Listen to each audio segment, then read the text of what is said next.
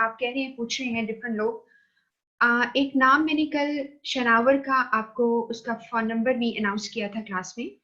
तो ऐसा करेंगे कि आप जो है again I right at the end of the class, फिर मैं लिख दूंगी ताकि आप उसको उसके साथ लिंक कर लेना और आप ग्रुप में आ जाओगे। सेकेंड थिंग क्या है कि नोट्स आज मैंने आपसे कहा था कि this is going to be the last day of the week.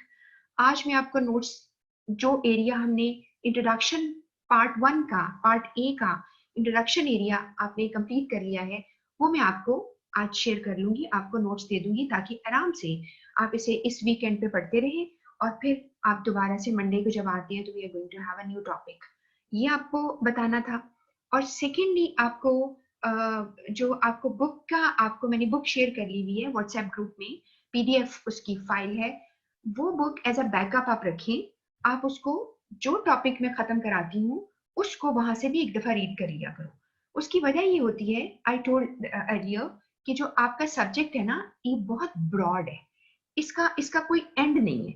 अगर आप कहती हैं ना कि say you talk about the importance of communication, everybody is writing down in a different way, हर एक का अपना अपना पॉइंट ऑफ व्यू होगा, ठीक है ना।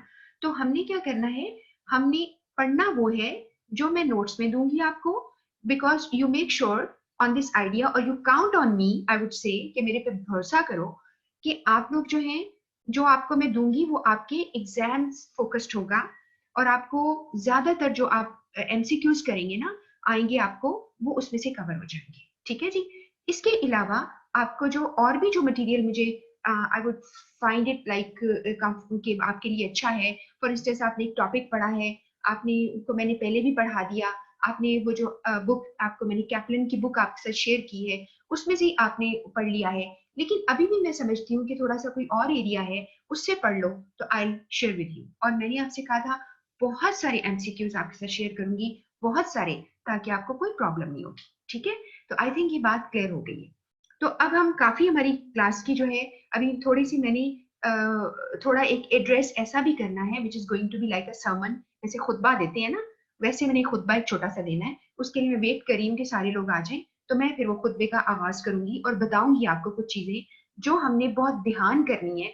आप मेरे सब्जेक्ट से रिलेटेड जब मेरे साथ हो तो how would you do that, और किस तरह आप आगे चलोगे, ठीक है। तो मैं आपको ये चीजें बताऊंगी on the basis of my experience and I want to pass on to you so that आपको, आप भी इसका फायदा उठाएं और आपको भी इससे बेहतर हो, ठीक है। तो मैं अभी आपके साथ शेयर करूंगी। तो जो बच्चों को अभी, जिन लोगों को नहीं पता चल रहा कि आपका जो है आपने कैसे व्हाट्सएप ज्वाइन करना है, तो मैं शनावर का फोन नंबर जो है वो दोबारा से आपको अभी क्लास के एंड में बता देती हूँ, ठीक है। और और जो जो आप अभी अभी आप जब सवाल मुझे पूछते हैं ना कि how would I do some preparation, कैसे करूं, अच्छा एक मसला है, व्हेनेवर यू चैट आप उर्दू क्यों लिखते हो? थोड़ी सी अंग्रेजी लिख लो, गलत कर लो, चलो कोई बात नहीं। मुझे समझ नहीं आती है कि हमारी पूरी कौम जो है वो उर्दू क्यों लिखती है इस तरह से, ठीक है। आप रोमन जो है वो लिखते हो, यू कैन राइट इंग्लिश, आप लिखोगे तो बेहतर होंगे ना, प्रैक्टिस करोगे तो होंगे, तो प्रैक्टिस ही नहीं करोगे तो कैसे आएगी, ठीक है ना। और हाँ जी बिल्कुल, मैं अब्दुल हसीब, मैं आपको किताब दोबारा सेंड बिल्कुल कर दूंगी। अभी मैं दोबारा से, और मैंने आपको किसी चीज पे वार्न करना है, और जो चीजें मैंने कल शेयर की थी आज दोबारा शेयर करूंगी। और मैं एक चीज पे वार्न करना है आपको, वो मैंने आपको जैसे कहा है कि मैं एक खुतबा दूंगी, उसमें मैं बहुत सारी चीजें आपको बता दूंगी, ठीक है। तो अब आप बहुत ही काम डाउन हो जाइए और हम अभी बात करने लगे हैं कि, और प्लीज टाइम का ख्याल रखा करो, टाइम 1 पर सारे आ जाओ, वरना आपको पता ही नहीं चलेगा कि हमने बात शुरू में क्या कही है, ठीक है। तो आप बिल्कुल कट ऑफ हो जाओगे उस यानी डिस्कशन से, ठीक है। तो मैं आपको किताब भी दोबारा सेंड कर दूंगी। मैंने कल syllabus outline which is lying on the website वो भी आपको मैंने दे दिया था, वो भी आप ले लो, ठीक है। तो नोट्स आपको दे दूंगी आज, इवन जो स्लाइड्स मैंने यूज की हैं 2 दिन, मैं स्लाइड्स भी आपको भेज दूंगी, ठीक है। तो ये आप ही के लिए है सारा मटेरियल, और just wait for another week. तो मैं आपको नेक्स्ट वीक में आपको एमसीक्यूज भेजना शुरू कर दूंगी, और उसको ध्यान से रखिएगा, उसको आप अपनी जगह प्लीज मेक श्योर कि जो आपको सॉफ्टवेयर मिल रही है चीजें, आप एक फोल्डर बना लो, हर सब्जेक्ट का एक फोल्डर बना लो, उस फोल्डर के अंदर उन चीजों को रखना शुरू कर दो। और अगर आप ये कहते हैं ना कि, आप अगर ये कहते हैं कि आपको जो बुक मिली है आपकी असल में ये बुक जो है इज अ रेफरेंस बुक है, लेकिन फॉर्चुनेटली इसके अंदर सारे टॉपिक्स हैं, ठीक है। और मैं जिस तरह आपको नोट्स में दूंगी इसी तरह वहां भी लिखे हुए हैं। तो एक तरह आप समझ लें एक बड़ा हमारी एक स्ट्रॉन्ग बाइंडिंग उसके साथ हो जाएगी कि आप जो मेरे से पढ़ रहे हो आप उनसे भी पढ़ोगे, तो that's going to be very simple, ठीक है। Just let me take call. जी अस्सलाम वालेकुम। Why are people calling me?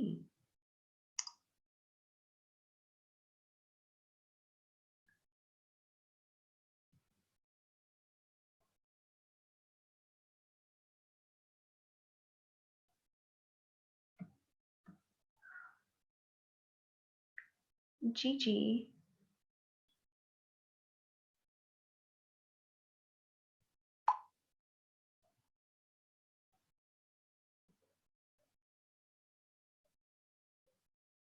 अच्छा जी, अब मेरे ख्याल है कि काफी लोग आ गए हुए हैं, तो मैं इस टॉपिक को पढ़ाने से पहले ताकि इंटरप्शन ना हो, मैं एक दो बातें आपसे जरूरी करूं। एक आपको बात क्लियर होगी, बुक पीडीएफ में है, if you want to read it आप उसको यूएसबी पे लो, मार्केट जाओ, कॉपी करा लो, कॉपी करा के रख लो, रादर देन कि कहीं से पता चले कि कहीं इसकी मौजूद है। यू कैन चेक ऑनलाइन, कहीं चेक कर लो, इफ यू फाइंड इट आप जरूर ले लो। और दूसरा ये है कि उसको अगर आपने यानी अगर सॉफ्ट में ही रखते हो तो वहां पे PDF is giving you this opportunity कि आप उस पर मार्क कर सकते हो, आप वो कर लिया करो, ठीक है। दूसरी बात, और फिर वही बात है कि वो बैकअप के तौर पर आपके पास बुक है और आज आपको नोट्स मिल जाएंगे और आपको स्लाइड्स मिल जाएंगी, ताकि आप जो अगले 4 दिन है आपके पास उसमें आप उसको स्टडी करते रहो और आपको कंप्लीट वो आ जाए। अगले वीक में जब मेरी क्लासेस एंड हो जाएंगी इंशाल्लाह 3 डेज के बाद, व्हाट वुड आई डू, मैं आपके पास बहुत सारे आपको एमसीक्यूज जो है वो भेज दूंगी। I told you yesterday the book आपके पास जो आई है उसके भी चैप्टर के एंड में थोड़े से, बहुत थोड़े से हम्बल से एमसीक्यूज हैं, वो एमसीक्यूज भी आपको जो है वो कर लेंगे। इसके अलावा मैं आपके साथ और भी जो मैं मेरे पास मटेरियल है और इसके अलावा एक और बुक है जिसके एंड में बहुत सारे एमसीक्यूज हैं आपके टॉपिक्स के, वो भी आप कर लेंगे। तो आपका इंशाल्लाह कभी हो ही नहीं सकता कि सारा कुछ आप करें और कभी आप फेल हो सके, because that would be everything there which is covering every area. ठीक है, ये बात समझ में आ गई। अब मैं टॉपिक को आगे लेने से पहले, एक तो मैं कल जो आपको नोट से पढ़ाया था, जस्ट अ मोमेंट के लिए मैं आपको एक दफा उसका बर्ड्स आई व्यू दे दूंगी कि जी ये क्या हमने पढ़ा था।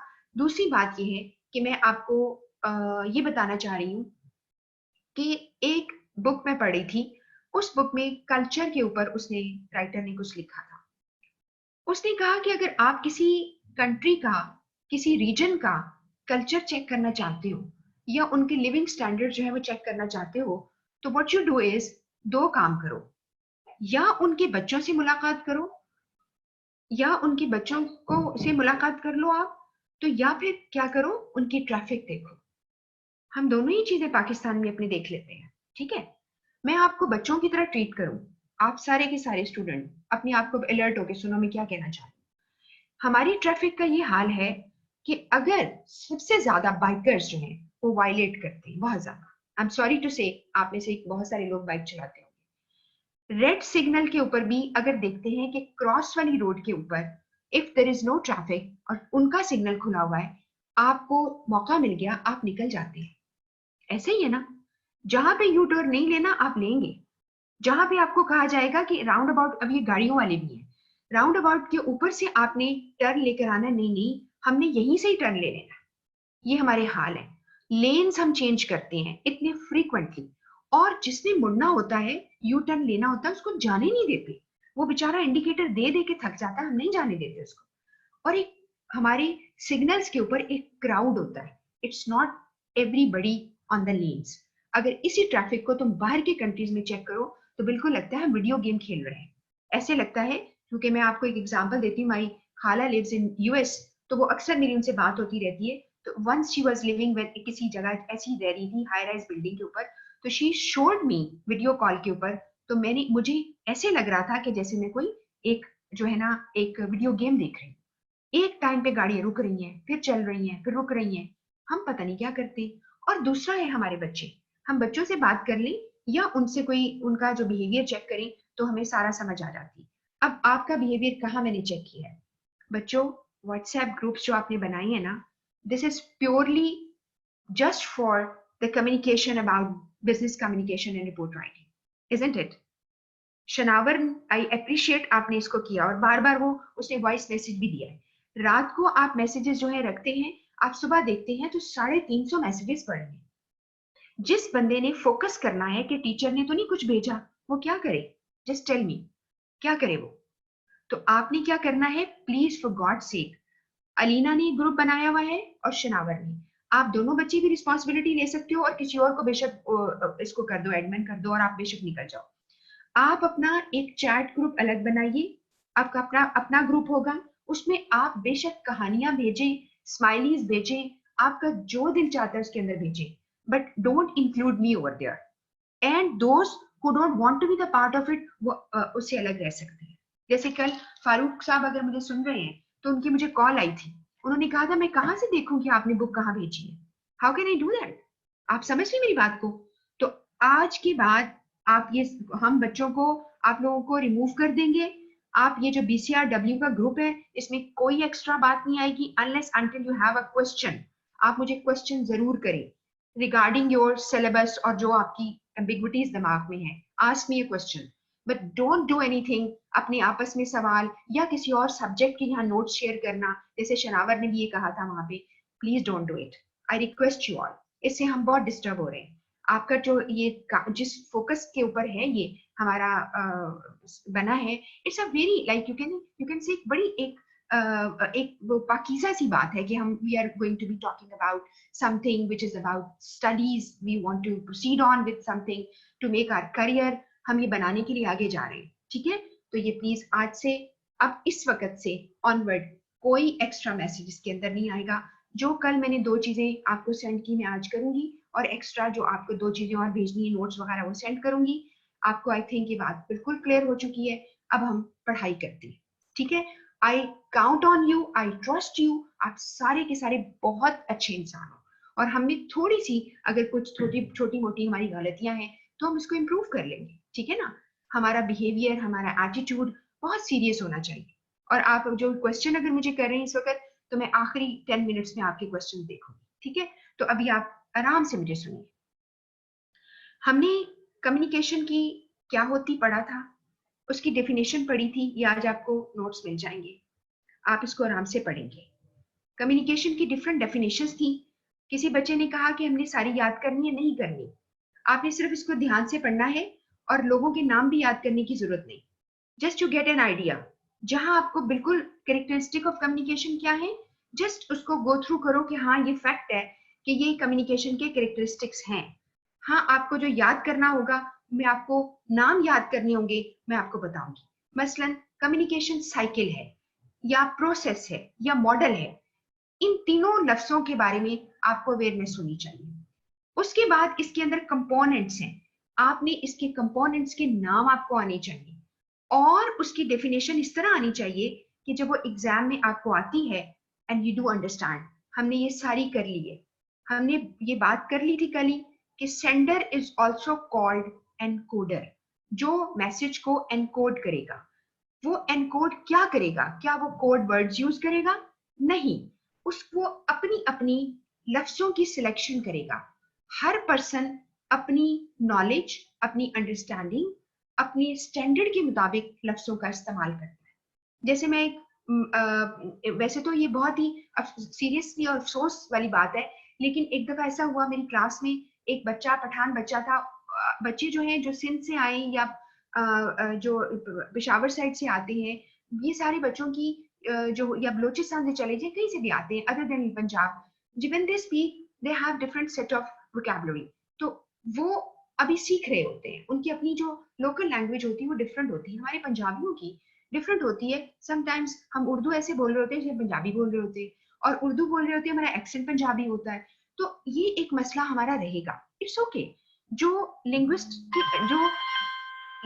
है ना, वो क्या करते हैं, जो लिंग्विस्ट हैं और जो लिंग्विस्टिक्स के एक्सपर्ट हैं, वो कहते हैं इट्स ओके, आप कर सकते हैं, ठीक है, इसमें कोई हर्ज नहीं है। आपका एक्सेंट जो है वो फर्क हो सकता है, आप कर सकते हैं इसको, लेकिन बाकी जो गलतियां हम करते हैं वो नहीं करनी चाहिए। जैसे मैं अगर अंग्रेजी सीखती हूँ तो I should speak better English, I shouldn't be making grammatical mistakes, हमें ध्यान इसका करना है। तो ये चीज आपने देखनी है। तो मैं आपको बताने लगी, वो लड़का था वहां पे, बहुत ही प्यारा बच्चा। मेरी क्लास में मैं सीए को पढ़ाती हूँ, तो वो चार्टर्ड अकाउंटेंट जो आपकी है उस क्लास में वो बच्चा था, तो ही वॉज देयर। एंड मैंने उसको पूछा कि तुम्हारा रूममेट था वो लड़का है वो, तो वो नहीं आया। तो उसका जवाब क्या आया, कहता है उसका बाप मर गया। मैंने, और उसने जब ये कहा तो I was like okay, I took it normal, कोई बात नहीं। लेकिन क्लास हंसने लग गई। फिर मैंने क्लास को डांटा। मैंने कहा कि ऐसा नहीं हो सकता, एक बच्चा है, उसे अभी नहीं पता। हम तो जब एक बंदा आता है हम कहते हैं वो आ गए हैं, तो हम समझते हैं पता नहीं कमरा भर गया लोगों से, ठीक है, और होता है कि एक बंदा आया होता है। This is how you do it. तो आपके अल्फाज अपनी हैं, आप उन लफ्जों का जब सिलेक्शन करते हो तो these are codes for you. If you are using a symbol or a sign, any non-verbal signal, whatever you want to do, आपकी वो एनकोडिंग हो जाती है, आप लफ्जों को सिलेक्ट करते हो। उसके बाद आपके पास, आपने देखा था रिसीवर, उसी का भी ये मसला है। फिर आपने मैसेज देखा, और मैसेज की मैंने आपको डेफिनेशन, और मैंने ये भी कहा था कि sender can be more than one person, receiver can be more than one person at a time. When you send any message on the behalf of your company, your organization, उसकी तरफ से खत जा रहा होता है। फिर मैसेज के ऊपर आपको कहा था, ये आपने याद रखना है, message is actual physical product from the source encoding, जो सोर्स एनकोड कर रहा है। यानी पूरी डेफिनेशन याद करने की जरूरत नहीं, जस्ट ये याद रखो कि एक्चुअल फिजिकल प्रोडक्ट है जो आपके रिसीवर सेंडर से जा रहा है, और वो उसमें सारे अपनी सब चीजें उसके अंदर शामिल हैं, चाहे उसके अंदर जेस्चर्स हैं, एक्सप्रेशंस हैं, वो सारे शामिल है उसके अंदर। फिर आपको मैंने चैनल और मीडियम में फर्क बताया था। चैनल जो एक बेसिक बड़ा रूट होता है, मीडियम उसकी नीचे आप समझ लें सब हेडिंग्स हैं। चैनल आपका अम्ब्रेला टर्म है। आपको जैसे मैंने कहा कि इंटरनेट आपका अगर चैनल है, आप उसके जरिए ईमेल करो, आप उसके लिए इंस्टाग्राम यूज करो, व्हाट्सएप करो, ठीक है, कुछ भी करो, आप वीडियो कॉल कर लो, वो सारे के सारे आपके मीडियम होंगे। तो हम मीडिया के ऊपर भी और थोड़ी सी बात करेंगे। अभी शुरू में बस ये समझते जाओ, ये सारे कंपोनेंट्स ऑफ कम्युनिकेशन देख रहे हैं। फीडबैक आपको कहा था, ये रिस्पॉन्स होता है रिसीवर का, और ये लास्ट एक लूप है जो कनेक्ट करता है रिसीवर को सेंडर के साथ। आप बात समझेंगे, आप मुझे रिस्पॉन्स देंगे, पॉजिटिव फीडबैक आया, I will continue talking to you. If you give a negative feedback देते हो, तुम चीज को पसंद नहीं करते हो, डिसलाइक करते हो, खामोश होते हो, चले जाते हो, तो ये फीडबैक क्या है? It's all negative. What would I do? I want talk to you anymore, मैं आपसे बात ही नहीं करूंगी। तो ये सारा फीडबैक जो है, दैट्स व्हाई। और एक और भी चीज होती है, जैसे मैं आपको पढ़ा रही हूँ, you get me and you are producing like good result, that's going to be a very good feedback, appreciation आपको मिलती है। और फिर हमने कॉन्टेक्स्ट पे बात खत्म की थी। हमने कहा कि कॉन्टेक्स्ट एक ऐसी सेटिंग है, आउटसाइड मी एंड यू हम बात कर रहे हैं, वो सेटिंग है जिसके अंदर आप कम्युनिकेट करते हो, दैट्स कॉल्ड कॉन्टेक्स्ट। कॉन्टेक्स्ट एक बहुत ही ब्रॉड टर्म है, ब्रॉड फील्ड है। जैसे मैं आपको एक एग्जांपल देती हूँ। अगर आप अपने ऑफिस में खड़े हैं, आपको कहा जाता है कि भाई एहतियात से लफ्जों का इस्तेमाल करो, क्या कर रहे हो तुम? It's very formal context, right? और इनफॉर्मल कॉन्टेक्स्ट होगा, आप घर में बात करें तो आपको वहां पर इतनी अदब अदाब की जरूरत नहीं होती। You talk to your siblings, और you are talking to your friends somewhere, आप रेस्टोरेंट में बैठे हैं या कहीं बात कर रहे हैं, तो you are comfortable talking that way. लेकिन ये कॉन्टेक्स्ट हो गया। अच्छा, ऑफिस के बाद आप जी अपने किसी बाहर, ऑफिस से बाहर कैफेटेरिया में हैं, या आप ऑफिस के डोर के पास कहीं गेट के पास खड़े हैं, फिर भी आप हो सकता है कि कहा जाएगा जी यहाँ पे फॉर इंस्टेंस लोगों को स्मोक करने की इजाजत नहीं होती प्रेमिसेस के अंदर, यू कांट स्मोक, तो वो कहा जाएगा ये आप यहाँ नहीं कर सकते। So the context does not allow you to smoke here, तो फिर बाहर जाके कर लो। ठीक हो गया ना, बात समझ आ गई? फिर क्या होता है, अब आपका ऑफिस, आपका घर एक कॉन्टेक्स्ट है, आपका गली, आपका शहर, आपका मोहल्ला एक कॉन्टेक्स्ट है। मिसाल के तौर पर आप कहते हैं जी हमारे यहाँ तो ऐसा नहीं होता, हमारे मुल्क में ऐसा नहीं होता, तो उस मुल्क के कॉन्टेक्स्ट में ऐसा नहीं हो रहा होता। तो कॉन्टेक्स्ट जो है एक छोटे से लेकर एक बड़ा फील्ड है जो आपको कम्युनिकेशन पर इन्फ्लुएंस करता है। ठीक है जी। अब हमने इसकी कुछ मिसालें हैं। आपने जैसे फॉर्मल वर्सेस इनफॉर्मल, ये कॉन्टेक्स्ट की मिसालें हैं। Communication at office versus talking to your family और फ्रेंड से तुम बातें कर रहे हो, ठीक है ना। ये आपने इसमें है आपका फर्क आ गया कि फॉर्मल कॉन्टेक्स्ट है तो अल्फाज बड़े फॉर्मल करो, यूज सर से बात कर रहे हो, किससे बात कर रहे हो, कैसे बोल रहे हो।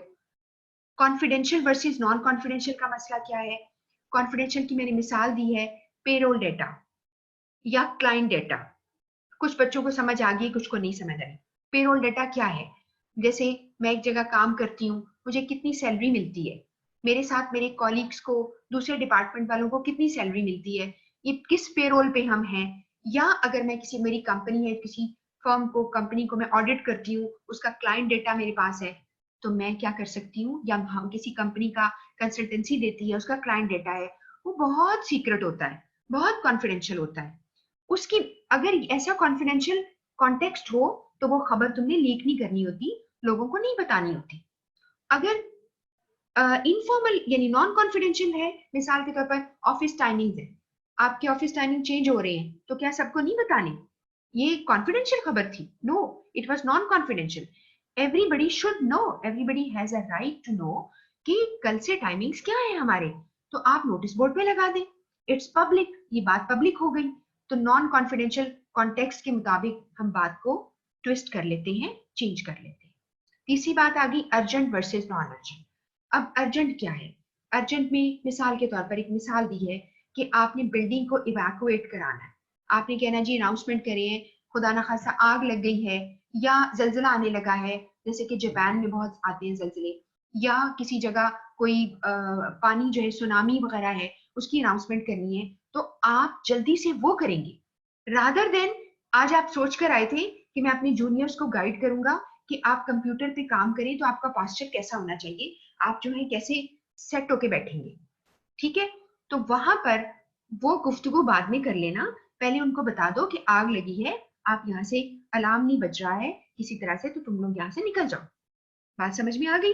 तो अर्जेंट वर्सेस नॉन अर्जेंट के मुताबिक हम अपनी कम्युनिकेशन को एडजस्ट कर लेते हैं। इसकी और मिसाल आपको देती हूँ। आपने अपने सीनियर के लिए से वो सेमिनार या कॉन्फ्रेंस अटेंड करने किसी और कंट्री में जा रहे हैं, तो आपने बुकिंग करानी है और एक हफ्ते के अंदर, दूसरा आपके पास काम ये है कि एक हफ्ते के अंदर आपने एक रिपोर्ट तैयार करके उनको भेजनी है।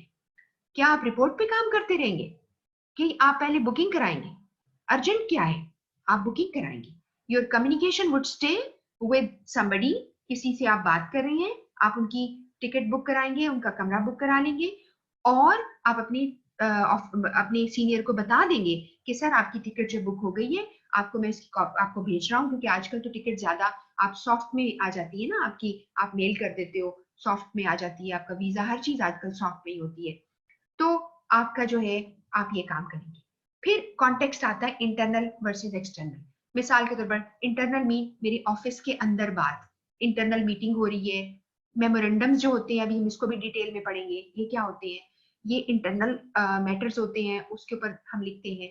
एक्सटर्नल होती है लेटर आपने किसी को भेजा, आपने प्रेस रिलीज एक किया, प्रेस कॉन्फ्रेंस की, वो एक्सटर्नल गुफ्तगू होती है, ठीक है, जिसमें बाहर के लोग इन्वॉल्व होते हैं।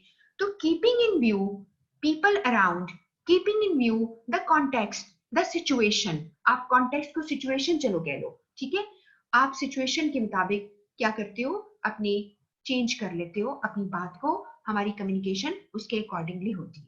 आई थिंक आपको बहुत अच्छी तरह समझ आ गया होगा, और ये जो टॉपिक मैंने जितने पढ़ाए हैं आपको नोट्स मिल जाएंगे, तो आपका पहला पार्ट ऑलमोस्ट खत्म हो जाएगा। और आपने क्या करना है, आपने आपने बुक जो आपके पास है उसमें से भी थोड़ा सा पढ़ लें। अब आपको एक चीज बतानी है, अभी जो मैंने आपको सारे कंपोनेंट्स पढ़ा दिए, उससे रिलेटेड कोई 3 टर्मिनोलॉजीज हैं, मैं चाहूंगी तुम सीख लो ताकि तुम्हें एमसीक्यूज में प्रॉब्लम ना आए। आराम से समझिए, बहुत इजी है। एक टर्म हम यूज करते हैं एनकोडिंग, और एक हम यूज करते हैं डिकोडिंग। एनकोडिंग का, अब इसको दोबारा पढ़ लोगे, आई थिंक तुम्हें पहले से पता चल गया है, बट स्टिल इसको दोबारा से देखो। To encode is to put messages into words और इमेजेस। यानी एनकोड का मतलब है कि मैंने अपने मैसेज को या तो वर्ड्स की शक्ल दी या कोई इमेज ड्रॉ कर दी है मैंने, कल मैंने आप ही की क्लास को शायद बता रही थी कि हम समटाइम डूडलिंग करते हैं, इमेज ड्रॉ कर लेते हैं, या हमने कोई ग्राफ बना दिया है, और कभी कभार हम एनकोडिंग इस तरह से करते हैं, और क्यों हम ग्राफिक्स वगैरह का इस्तेमाल करते हैं, इस तरह हम अच्छे तरीके से लोगों को कम्युनिकेट कर सकते हैं। हम ग्राफ्स क्यों बनाते हैं? आप अपनी रिपोर्ट में ग्राफ बनाना सीखेंगे, या आप किसी और सब्जेक्ट में ग्राफ बनाना सीखेंगे। ग्राफ जो है उसके अंदर विजुअल अपील होती है, you can see something and you can pick that very easily. तो आप जो है क्या करेंगे, ग्राफ के जरिए उनको बताएंगे। मिसाल ले ले, आप इंग्लैंड पाकिस्तान का मैच हो रहा है, आप रन रेट शो करना चाहते हैं, या आपके वर्ल्ड कप हो रहा है तो उसमें कोई 4 टीमों के आप रन रेट जो है देखना चाहते हैं, तो क्या करो, एक ग्राफ बना के जब आपको टीवी पे वो दिखा देंगे तो आपको ज्यादा समझ आएगी कि किस कंट्री का रन रेट पहले ओवर्स में कितना था, रादर देन कि वो मुंह से आपको बोल के बताएं या लिखा हुआ नजर आए, तो that would be difficult for you to get. तो इस तरह से आपके वर्ड्स, आपकी images, whatever you want to select, you encode your message, और आप मैसेज को ऑर्गेनाइज करते हो। आप स्पोकन रिटन फॉर्म में इन सिंबॉलिक या कॉम्बिनेशन को आगे पास करते हो। खाली वर्ड्स भी हो सकती हैं आपकी, इसमें आपकी एनकोडिंग जब आप करते हो, आपकी स्किल्स आपकी आती हैं, अच्छी लैंग्वेज स्किल्स हैं आपकी, आपकी बॉडी लैंग्वेज साथ हेल्प करती है, आपका राइटिंग स्टाइल आपका हेल्प करता है। ये आपके पास नोट्स आ जाएंगे जो मैं बोल रही हूँ, वो वहां पे लिखा है, वो पढ़ लेना। उसके बाद डिकोडिंग है। डिकोडिंग में बिल्कुल ऐसे ही है जैसे एक पॉड होता है ना, जैसे आजकल आप लोग क्या खा रहे होंगे, एक पॉड की मिसाल देती हूँ, हाँ, पीस, मटर जिसे कहते हो, मटर, वो क्या होते हैं, एक बंद होते हैं ना पॉकेट की तरह। समझो कि एनकोडिंग वो पॉकेट आपके पास आई, आपने उसको खोला, आपने खोला तो अंदर क्या पाया।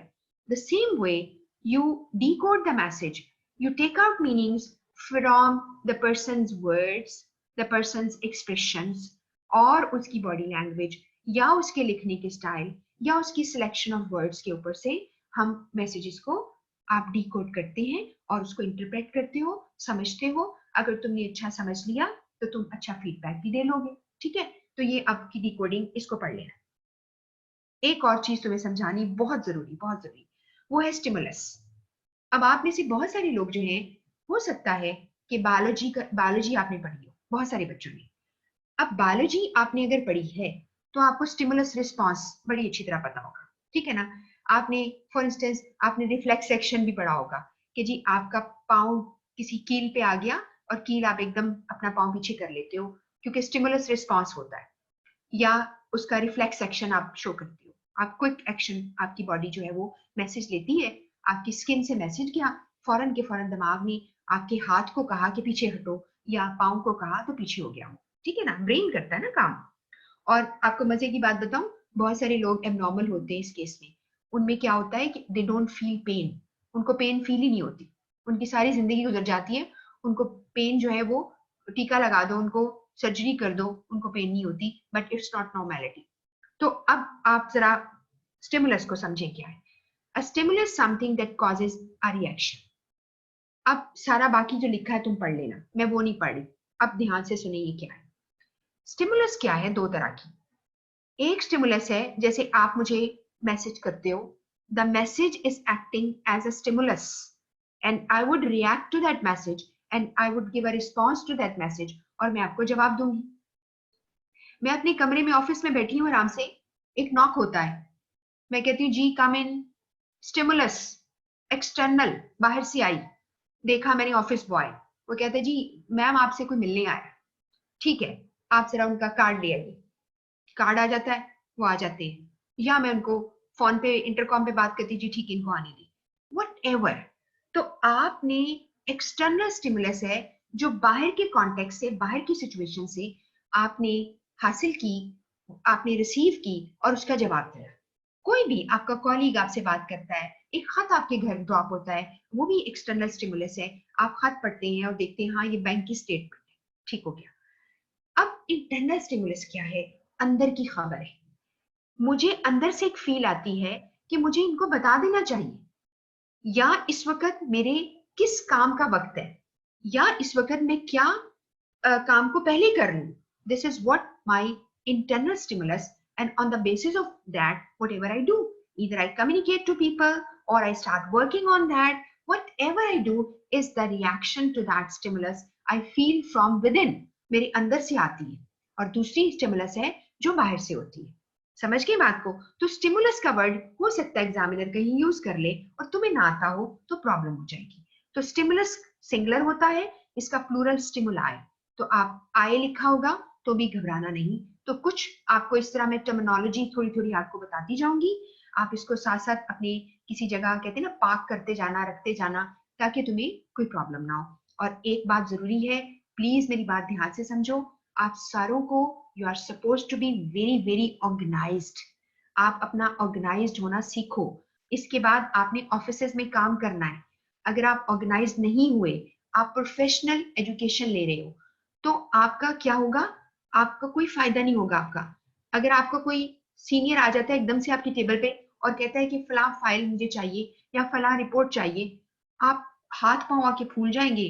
आप डेस्क ढूंढना शुरू करोगे, अपने वर्क स्टेशन की हालत देखो, उसके ऊपर इधर चीजें पड़ी उधर पड़ी हैं। एक दफा मैं ट्रेनिंग अभी अभी रिसेंटली ना, ये लॉकडाउन से पहले मैं एक ट्रेनिंग करा रही थी, वहां पे लोग थे, वो भी सेमी गवर्नमेंट ऑफिसर्स थे सारे, उनकी ट्रेनिंग हो रही थी, वो फाइनेंस डिपार्टमेंट से थे। तो मैंने उनकी ट्रेनिंग में उनको पता क्या कहा? मैंने कहा कल तुम लोग आओगे ना, तो अपने वर्क स्टेशन जहाँ पे तुम काम करते हो ना, उसकी तस्वीर लेकर आना। वर्क स्टेशन का मतलब है टेबल जिस पे तुम काम करते हो। वो कहते हैं नहीं मिस, नहीं प्लीज, बहुत बहुत ही अनऑर्गेनाइज्ड है, चीजें स्कैटर्ड पड़ी हैं।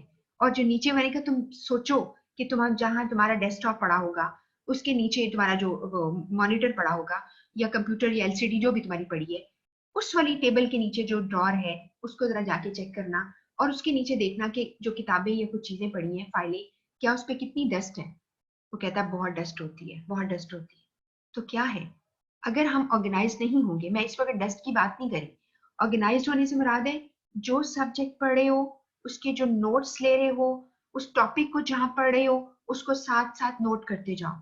मिसाल के तौर पर, जो आपका सबसे बड़ा रोड मैप है, इस सिलेबस का जो रोड मैप है वो पता क्या है? वो सिलेबस आउटलाइन है, जो आपने, मैंने कल आपको शेयर की थी, आज मैं फिर कर दूंगी, लेकिन आपकी वेबसाइट पे पड़ी हुई है। आपने उसको लेके चलना है। आपने अगर देखा कि जी मेरे पास ये सिलेबस आउटलाइन में एक लिखा है कैरेक्टरिस्टिक्स ऑफ कम्युनिकेशन या कंपोनेंट्स ऑफ कम्युनिकेशन, अगर आपने अदर देन द नोट्स और द बुक कहीं से आपने पढ़ा और आपको वो ज्यादा अच्छा लगा, उसके आगे उसको नोट कर लो कि मैंने कहाँ पढ़ा था, कहाँ देखा था। ठीक है? तो इस तरह से आपको चीजें याद रहेंगी। और जब मैं आपको ये बताती हूँ कि समथिंग इज वेरी इंपॉर्टेंट, उसके लिए भी कोई एक अंदाजा लगाओ, कोई निशान लगाओ, कोई इसको हाईलाइट करो कि किस तरह से मैंने इसको याद रखना है। आपके पास नोट्स आ जाएंगे, ऐसे वर्ड की फॉर्म में होंगे, आप जो मर्जी कर सकते हो। अगर आप चाहो, जैसे मैंने लिखा डी कोडिंग, आपने इंटरनेट से कोई और उठाई डेफिनेशन, वो आपको ज्यादा समझ आ गई है, तो क्या करो, उसको डी कोडिंग वाले एरिया के अंदर ही बीच में आप पेस्ट कर दो, उसे कलर चेंज कर लो, ग्रीन कलर कर दो, ब्लू कलर कर दो, ताकि तुम्हें याद रहे कि ये तुमने नोट्स खुद उठाए थे और तुम उसको एक दफा देख लोगे। आप मेरी बात समझ गए हो ना? आई बिलीव कि मैंने आपको ये बताया। और कुछ बच्चे इतने ऑर्गेनाइज्ड होते हैं वाकई में कि एक दफा एक स्टूडेंट मेरा था, और अगर मेरे इतना ऑर्गेनाइज था, हालांकि वो क्लास का सीआर नहीं था, और वो पूरी एक बॉक्स जो है फाइल उसके पास हुआ करती थी, और अगर मैंने कहना ना कि फला डेट को मैंने या फला टाइम मैंने किया, तो उसको डेट भी पता होती थी, उसने टैग किया होता था, वो बताता था मिस इस डेट पर आपने ये टॉपिक कराया था और ये नोट्स मेरे पास यहाँ मौजूद है। It was too much I would से फॉर योर एज और फिर फॉर योर लाइक आपका जो स्टेटस है पढ़ाई का। तो लेकिन जितना ऑर्गेनाइज होने की कोशिश करोगे ज्यादा अच्छे रहोगे। तो हमने इंटरनल एक्सटर्नल स्टिमुलस के बारे में पहचान कर ली, हमें कुछ इंफॉर्मेशन थी। इसके बाद हमने इंपॉर्टेंस ऑफ कम्युनिकेशन के ऊपर आपका टॉपिक है जी, कम्युनिकेशन जो है वो इम्पोर्टेंट कैसे होती है। इसमें हमने कुछ चीजें यहाँ पर, मैं क्योंकि कट पेस्ट करके इसको तैयार कर रही थी, एक्चुअली मैंने आपको बताया है मुख्तलिफ किताबों से मैं करती हूँ, तो इसलिए यहाँ पर जो है मैं अभी आपको इसको पूरा एक दफा दोबारा से रीड करूंगी, फिर मैं आपको सारा ये भेज दूंगी, और अगले वीक का इंशाल्लाह पहले से तैयार कर लेंगे, सो दैट कि मैं आपको वो साथ साथ देती जाऊंगी। यहाँ पर है जी इंपॉर्टेंस कम्युनिकेशन की, इसमें है कि effective communication is central to the success of any business organization. अगर आपने बिजनेस ऑर्गेनाइजेशन में आपने अच्छा यानी तरक्की करनी है तो उसकी बेहतरीन ये है। अब मिसाल के तौर पर आप समझ लें, मैं एक छोटी सी मिसाल आपको देती हूँ। आप एक छोटा सा बिजनेस चला रहे हो, ठीक है। अगर आप ये नहीं देखते कि हमारे आउटलेट्स जो हैं किस किस दिन को खुलेंगे, क्या आगे कोई पब्लिक हॉलीडेज आ रही हैं, या हमें कौन सा मटेरियल किन डेट्स पे डिस्प्ले करना है, या हमने अपने वर्कर्स को छुट्टी कब कब देनी है, अगर तुमने ये पहले से प्लान ना किया तो that's a disaster, I am telling you. आप कभी भी कुछ नहीं कर सकेंगे। आपकी हर चीज प्लान होनी चाहिए। आप उसको, बाकी अल्लाह के ऊपर होता है कि चेंजेस आती रहती हैं, वेरिएबल्स होते हैं, लेकिन प्लानिंग करना, लोगों को कम्युनिकेट कर देना कि फला दिन, जैसे वर्कर्स को आप ऑल्टरनेट वीकेंड्स पे छुट्टी है किसी को देते हैं, तो उसको पता होना चाहिए कि कौन सा वर्कर जो है वो छुट्टी पे जाएगा। आप बात समझ गए ना? इसी तरह आपके ऑफिस में आपको पता होना चाहिए कि फला टाइम तक कौन सी फाइल हमें तैयार कर लेनी है, कौन सी रिपोर्ट आगे भेजनी है, हेड ऑफिस को ये चीजें किस तरह जाएंगी, everything should be clear. Next लिखा है communication is an inescapable activity, यानी इससे तुम बच नहीं सकते। विच एनकम्पसेस, यानी विच इज कंप्राइजेस ऑफ, जो मुश्तमिल है almost all facets of our life, हमारी जिंदगी के हर पहलू में उसकी जरूरत है। Much of our life is spent communicating with each other, be it at our work place और फैमिली लाइफ। हमारी कम्युनिकेशन होती रहती है, बी इट का मतलब है चाहे वो हमारा ऑफिस है, चाहे हमारी फैमिली है। People have to communicate with each other, exchanging information. ये सारा रट्टा नहीं लगाना, सिर्फ पढ़ लेना अच्छी तरह। पीपल जो है वो कम्युनिकेट करते हैं, उसमें एक्सचेंजिंग करते हैं information, making decision, talking about new ideas, plan, proposal. जब तक कि मेरे दिमाग में कोई नया प्रपोजल, कोई प्लान नहीं आया है, जब तक कि मैं कम्युनिकेट करना नहीं सीखूंगी, आप किस तरह मुझे समझेंगे? मैं आपको किस तरह बात समझाऊंगी? मुझे ये तरीका आना चाहिए। They also have to communicate externally, foreigners के साथ, लोगों के साथ, इवन डिफरेंट रेसेस और लैंग्वेज के लोगों से आपसे बात करनी पड़ती है, आपको डिफरेंट बैकग्राउंड के लोगों से बात करनी पड़ती है। आप उनको एडजस्ट करते हैं, वो आपको एडजस्ट करते हैं, ठीक है। और आपको अगर कभी मौका मिला हो, कभी हॉस्टल में आप रहे हो, you find different a person from a different background, it's very difficult to communicate. उसका सेट ऑफ प्रायोरिटीज और है, आपकी और है, आपको बड़ा मुश्किल हो जाता है। तो क्या है, हमने कम्पनसेट करना सीखा है। हाँ, अगर तुमने कुछ ये याद रखनी है तो अगली लाइन में लिखा है कि रिसर्च हैज डिस्कवर्ड कि we spend 70% of our waking hours communicating. हम 70% जो टाइम है अपना जागता हुआ, जब हम जाग रहे होते हैं। अब तुम ये कहो मैं तो ज्यादातर सोता या सोती ही रहती हूँ, तो आपका वेकिंग आवर्स तो बड़े ही कम हो गए, है ना? ऐसा नहीं करते। जो बच्चे बहुत ज्यादा सोने की आदत है ना, वो भी जरा कम करो। आपका ब्रेन डल हो जाता है ज्यादा सोने से, और ना सोने से भी काम बहुत ही खराब होता है। और एक बात और भी याद रखो, साथ साथ मैंने आपसे कहा था ना कि मैं कुछ ना कुछ बताती रहती हूँ। आपका जो मॉर्निंग टाइम होता है ना, सबसे ज्यादा गेनिंग टाइम होता है। मॉर्निंग मॉर्निंग टाइम पर आपका मेटाबॉलिज्म बेस्ट वर्क कर रहा होता है, आप फुल एक्टिव होते हो। तो अपनी टाइमिंग जो होती है ना, उनको आहिस्ता आहिस्ता मूव कराओ और अर्ली राइजर बनने की कोशिश करनी चाहिए हमें, ठीक है। तो ये बहुत जरूरी है।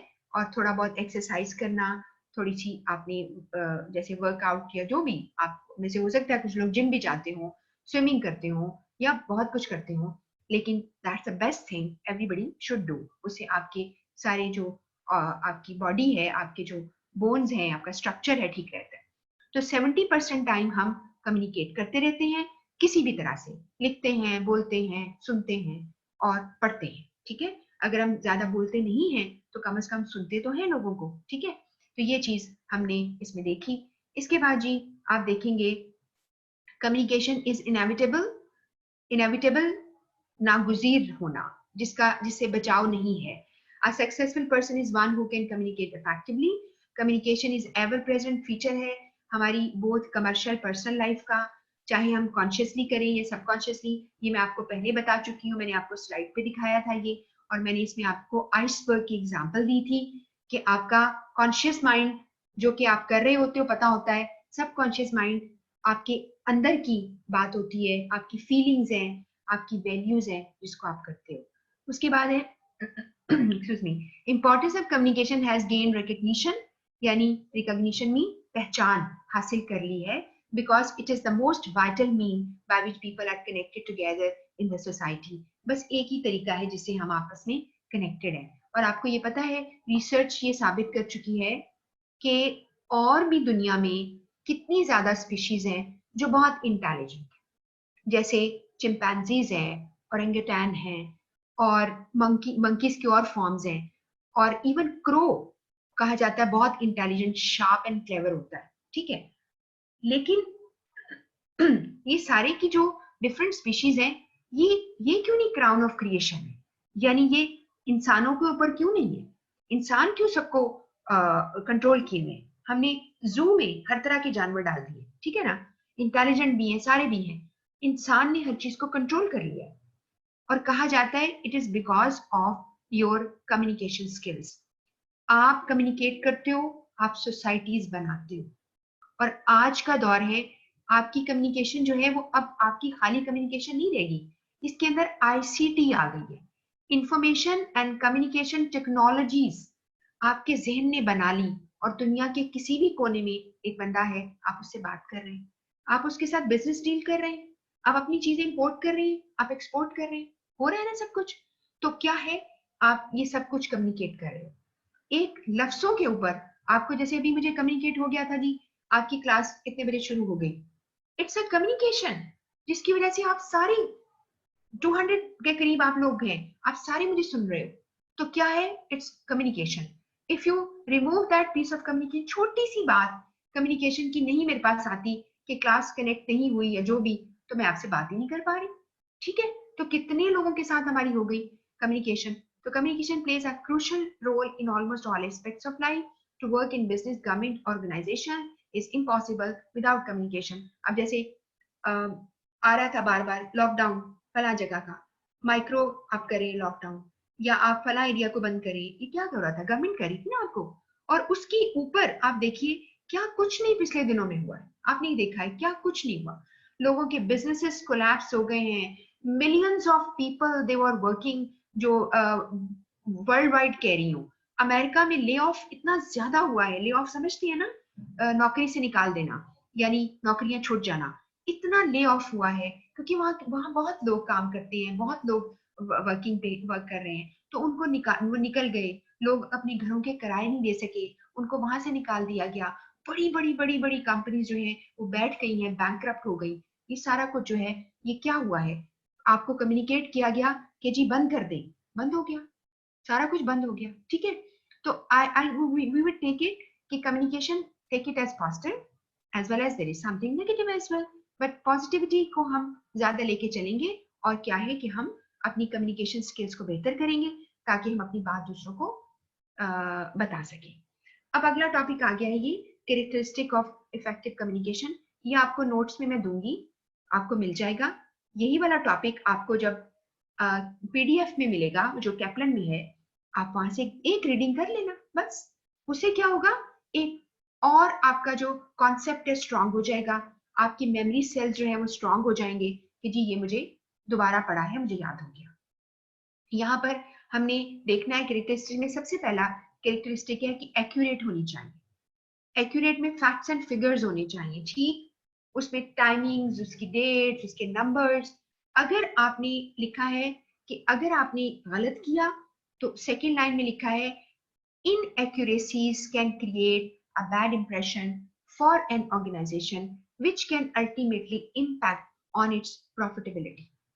आपकी खबर जब किसी क्लाइंट को, कस्टमर को जाती है, और वो आपकी बात पे ध्यान ही नहीं देगा, कहते हैं ये तो हमेशा गलती करते हैं, इन्होंने कुछ गलत लिखा होगा, ये ठीक नहीं करके भेजा, तो आप क्या है, आपका एक्यूरेसी की वजह से ना होने की वजह से आपकी जो रिलायबिलिटी है, आपकी क्रेडिबिलिटी है, वो एक क्वेश्चन मार्क बन जाती है कि लोग आप पे भरोसा करें या ना करें। इसके बाद है अप्रोप्रिएट मीडिया और चैनल का इस्तेमाल करो, यानी according to the need, according to the requirement. आपको पता होना चाहिए क्या इस बात के लिए मीटिंग में होल्ड कर लूं, मीटिंग कॉल कर लेते हैं लोग सारे मिलकर कर ले, नहीं नहीं, इसके लिए हमें एक रिपोर्ट तैयार करनी है, सारों को रिपोर्ट सर्कुलेट कर देते हैं, ऐसा कर लो। आपने जी टेलीफोन कॉल की है या आपने अपनी टेली कॉन्फ्रेंस कर ली है, सारे लोगों को इन्वॉल्व कर लिया है, whatever you want to do, तो आपका चैनल अप्रोप्रिएट होना चाहिए ताकि पर्टिकुलर कम्युनिकेशन रिसीवर को उसके मुताबिक मिल जाए। उसके बाद है क्लियर होना चाहिए। जो बात आप कर रहे हो, अभी हम ये जो टॉपिक है ना, इसको हमने आगे भी जाके पढ़ना है। तो आपकी क्लियर कम्युनिकेशन होनी चाहिए। You are doing it in a very good way. इसी तरह मीडियम के ऊपर भी हम आगे जाके पढ़ेंगे थोड़ा सा, और आपकी हर तरह से क्लियर हो। अच्छा, क्लियर का मतलब समझते हो क्या होता है? क्लियर का मतलब होता है कि अगर मेरे दिमाग में एक पिक्चर है, मैं ऐसे अल्फाज इस्तेमाल करूं कि वो पिक्चर स्कैन होकर आपके दिमाग में छप जाए, जिस तरह फैक्स मशीन काम करती है। तो मेरे अल्फाज बहुत क्लियर होने चाहिए, और उसमें आप सिंपल वर्ड्स का चाहे इस्तेमाल करो, चाहे फेमिलियर वर्ड्स का इस्तेमाल करो, it's all up to you. It's all up to the audience. सामने बैठे लोग हैं, उनको क्लियर बात करनी है, ठीक है। इसके बाद है अप्रोप्रिएट लैंग्वेज, यानी आपने लैंग्वेज जो है वो मुनासिब उसका इस्तेमाल करना है। कौन सी इमेज कोई लगानी है, आपकी अगर बोल रहे हो आपकी टोन कैसी होनी चाहिए, इसका आप इस्तेमाल करेंगे। दूसरा पर्सन कैसे समझता है, तो मुनासिब लैंग्वेज अकॉर्डिंग टू सिचुएशन आपने इस्तेमाल करनी है। उसके बाद है यहाँ पे आपको कॉमन एडवाइस दी गई है, अवॉइड यूजिंग कॉम्प्लेक्स वर्ड्स। ये पता कब होगा? जब मल्टीपल बैकग्राउंड के लोग आपके सामने बैठे हैं, तो फिर आप ऐसे बात नहीं करेंगे जो सबको समझ ना आए, ठीक है। जैसे मैं आपको एक मिसाल देती हूँ कि एक दफा एक जगह मैं विजिटिंग पढ़ाती थी। उनके जो ओनर थे उसके कॉलेज के, उन्होंने क्या किया कि he actually had to address all workforce. All workforce mean तमाम काम करने वाले वहां के लोग। वहां पे बैठा हुआ एक जो बाहर गेट कीपर था, वो भी बैठा हुआ था, ठीक हो गया। और आई लाइक दिस आइडिया कि उन्होंने कोई डिस्टिंक्शन नहीं वहां पे रखी थी कि जी फ्रंट वाली लाइन जो है इस पे बड़े बैठेंगे और जो छोटे वाले रैंक के लोग पीछे बैठेंगे। It was not written over there. लोग अपनी रिस्पेक्ट से उनको दे रहे थे जगह, वरना ऐसा कुछ नहीं था। और बिल्कुल आपके नेक्स्ट आप देखें तो आपके साथ एक गार्ड बैठा है, आपके साथ एक गेटकीपर या कोई जो स्वीपर है कोई बैठा हुआ था। उन्होंने एक अनाउंसमेंट करनी थी कोई, which was like everybody should learn about the policy, कोई थी उनकी, वो बताना चाह रहे थे। And I know the person background के वो बाहर से पढ़ पढ़ के आए हुए थे, और जब वो बोलते थे तो उनको ये था कि he was comfortable speaking English. अब होता है, मेरे साथ भी ये मसला है, शायद मैं पढ़ा पढ़ा के हो गई हूँ कि if I speak English I better express things, लेकिन मैं मिक्स करके चलती हूँ ताकि सारे बच्चों को मेरी बात समझ आ सके। तो when he was speaking, I was surprised to see कि उसने क्या किया, सारे के सारे अल्फाज जो है वो उर्दू के और सादा रुक रुक के बोल रहा था, लेकिन उसे सारे बोले। उसने क्यों नहीं कॉम्प्लेक्स वर्ड्स यूज किए? क्योंकि उसके पास ऑडियंस मल्टीपल बैकग्राउंड का था, उसने उनको कम्युनिकेट करना था। बात समझ गए? और अगर सारे एक्सपर्ट बैठे हैं फिर तो कोई मसला नहीं। अगर मैं एक डॉक्टर हूं और एक डॉक्टर्स की कॉन्फ्रेंस को एड्रेस कर रहा हूं, तो मैं तो सारे अल्फाज इस्तेमाल करूंगी जो कि उनको भी पता है, मुझे भी पता है, ठीक है ना। Why should I move on to something simple? Next है support words with table graph images. बिल्कुल बहुत जरूरी है। जो विजुअल होते हैं ना आपके, उसे कहते हैं, लोग कहते हैं सीइंग इज बिलीविंग। अगर आपने कोई तस्वीर बना के भेजी, और लोग ये भी कहते हैं ना, जो पिक्चर है इज वर्थ 1000 वर्ड्स, कि आपने एक पिक्चर लगा दी, 1000 वर्ड्स आप बोलो तो वो इफेक्ट नहीं क्रिएट हो सकता, ठीक है ना। तो आपने वहां पर जहां जरूरत है आप वो लगाओगे। उसके बाद है avoid jargon and technical terms unless absolutely essential. Jargon technical terms होती हैं, एक ही बात है, बिल्कुल एक ही बात है। जार्गन का लफ्ज सीख लो, ये पेपर में आता है। और मजे की बात आपको बता दूं, जार्गन इन्वेंट क्यों हुए? आसानी के लिए। और मैंने इसका पहले भी एग्जांपल दी थी। फिर वही बात है कि जैसे एक मिसाल किसी ने लिखी थी कि एक डॉक्टर ने देखा कि एक पेशेंट है, बच्चा, एक लड़का यंग सा आया, उसके चेहरे पे बड़े दाने से बन गए और 2-3 दिनों में बहुत ज्यादा ही हो गए। तो वो डॉक्टर के पास आता है और डॉक्टर उसको कहता है, लिख देता है उसकी कि तुम्हें डिजीज क्या है। वो उस पे लिखता है एक्ने वुल्गैरिस। अब वो परेशान हो गया, उसे समझा कि मेरे बस दिन थोड़े से रह गए हैं, पता नहीं क्या बीमारी मुझको लग गई। जब उसने सर्च किया और देखा तो सादा नाम था कि चेहरे पे जो पिंपल्स हो जाते हैं उसको मेडिकल टर्म में एक्ने वुल्गैरिस कहते हैं। तो क्या हुआ, आप उसको बता देते, बेचारा बच्चा वैसे ही खौफ से फौत हो रहा है। तो आप जार्गन इसलिए बने हैं आसानी के लिए। अगर एक डॉक्टर दूसरे डॉक्टर को कहता है कि this is simple case, it is just acne vulgaris, तो ठीक है, अदर डॉक्टर वुड अंडरस्टैंड, दवाई लिख देगा। लेकिन अगर आपने किसी आम पर्सन को बताना है तो टेक्निकल जो टर्म है, अगर वो किसी और फील्ड से आया है तो इस्तेमाल ना करो। ये चीज हमने समझ ली है, ठीक हो गया। अब आगे चलती है, आगे है जी, ये आपको जो मैं अब पढ़ने लगी हूँ की पर्पसेस ऑफ कम्युनिकेशन, ये आपको याद करनी है, ठीक हो गया। जो चीजें याद करनी है मैं बताती जाती हूँ, ये आपको याद करनी है। 3 है, आपके पास नोट्स आएंगे, आप उस पर हटाकर 1 2 3 लिख देना। मैं अगर इंफॉर्मेशन या कम्युनिकेट करती हूँ तो मेरा एक मकसद हो सकता है इंफॉर्मेशन एक्वायर करना, ठीक है, मैंने इंफॉर्मेशन आपसे लेनी है। दूसरा हो सकता है डिसएमिनेटिंग इंफॉर्मेशन, या मुझे इंफॉर्मेशन फैलाना, लोगों तक पास ऑन करना। ये दो मेन काम है जो हम एक ऑफिस में करते हैं। आपके पास इंस्ट्रक्शंस आती हैं, चाहे वो एक पेज के ऊपर आ जाए, एक मैनुअल के ऊपर आ जाए, ठीक है, तो आप उससे इंफॉर्मेशन जो है वो लोगों को दे दी, या आपने लोगों को एड्रेस किया, मीटिंग बुला ली और आपने उस पर बात कर ली, तो आपका मकसद क्या था, इंफॉर्मेशन को डिसएमिनेट करना, फैलाना। आगे जो एग्जांपल्स लिखी हैं, इट्स सिंपल, इसकी जगह तुम अपनी मर्जी से लगा लो बेशक, लेकिन तुम्हें याद रखना है यहाँ पे लफ्ज है डिसएमिनेटिंग, इसकी जगह तुम लफ्ज लिख सकते हो इम्पार्टिंग इंफॉर्मेशन, एक ही बात है। शेयरिंग इंफॉर्मेशन, एक ही बात है, कुछ भी लिखा आ सकता है। पहला है एक्वायरिंग इंफॉर्मेशन, इसकी जगह तुम ऑब्टेनिंग लिख लो, obtaining information, getting information, receiving information, कुछ भी लिख दो।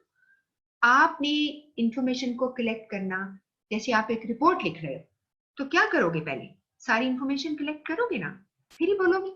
और अगर आप काम पे पहले नए आए हो, या हमारा कोई नया प्रोजेक्ट शुरू हुआ है, तुम्हें बिल्कुल एबीसी नहीं पता उस प्रोजेक्ट की, तो तुम जब बात करोगे किसी कॉलीग से, सीनियर से, तो क्या करोगे, you will acquire information, you will talk to them because you are communicating to them because you want to get information, आप उनसे इंफॉर्मेशन ड्रॉ कर रहे हो। दूसरा आपने फैलानी है। और तीसरा आपके पास क्या है, मेंटेनिंग रिलेशनशिप्स। आप जहां पे काम करते हो अपने कोवर्कर्स के साथ, आपके कस्टमर, आपके क्लाइंट, आपके सप्लायर जो आपको रॉ मटेरियल सप्लाई करते होंगे, आप उस पर चीजें बनाते हैं। और कभी कभार ऐसा भी होता है, एक और मैं आपको लफ्ज सिखा देती हूँ, अगर आपको आता हो तो बड़ी अच्छी बात है।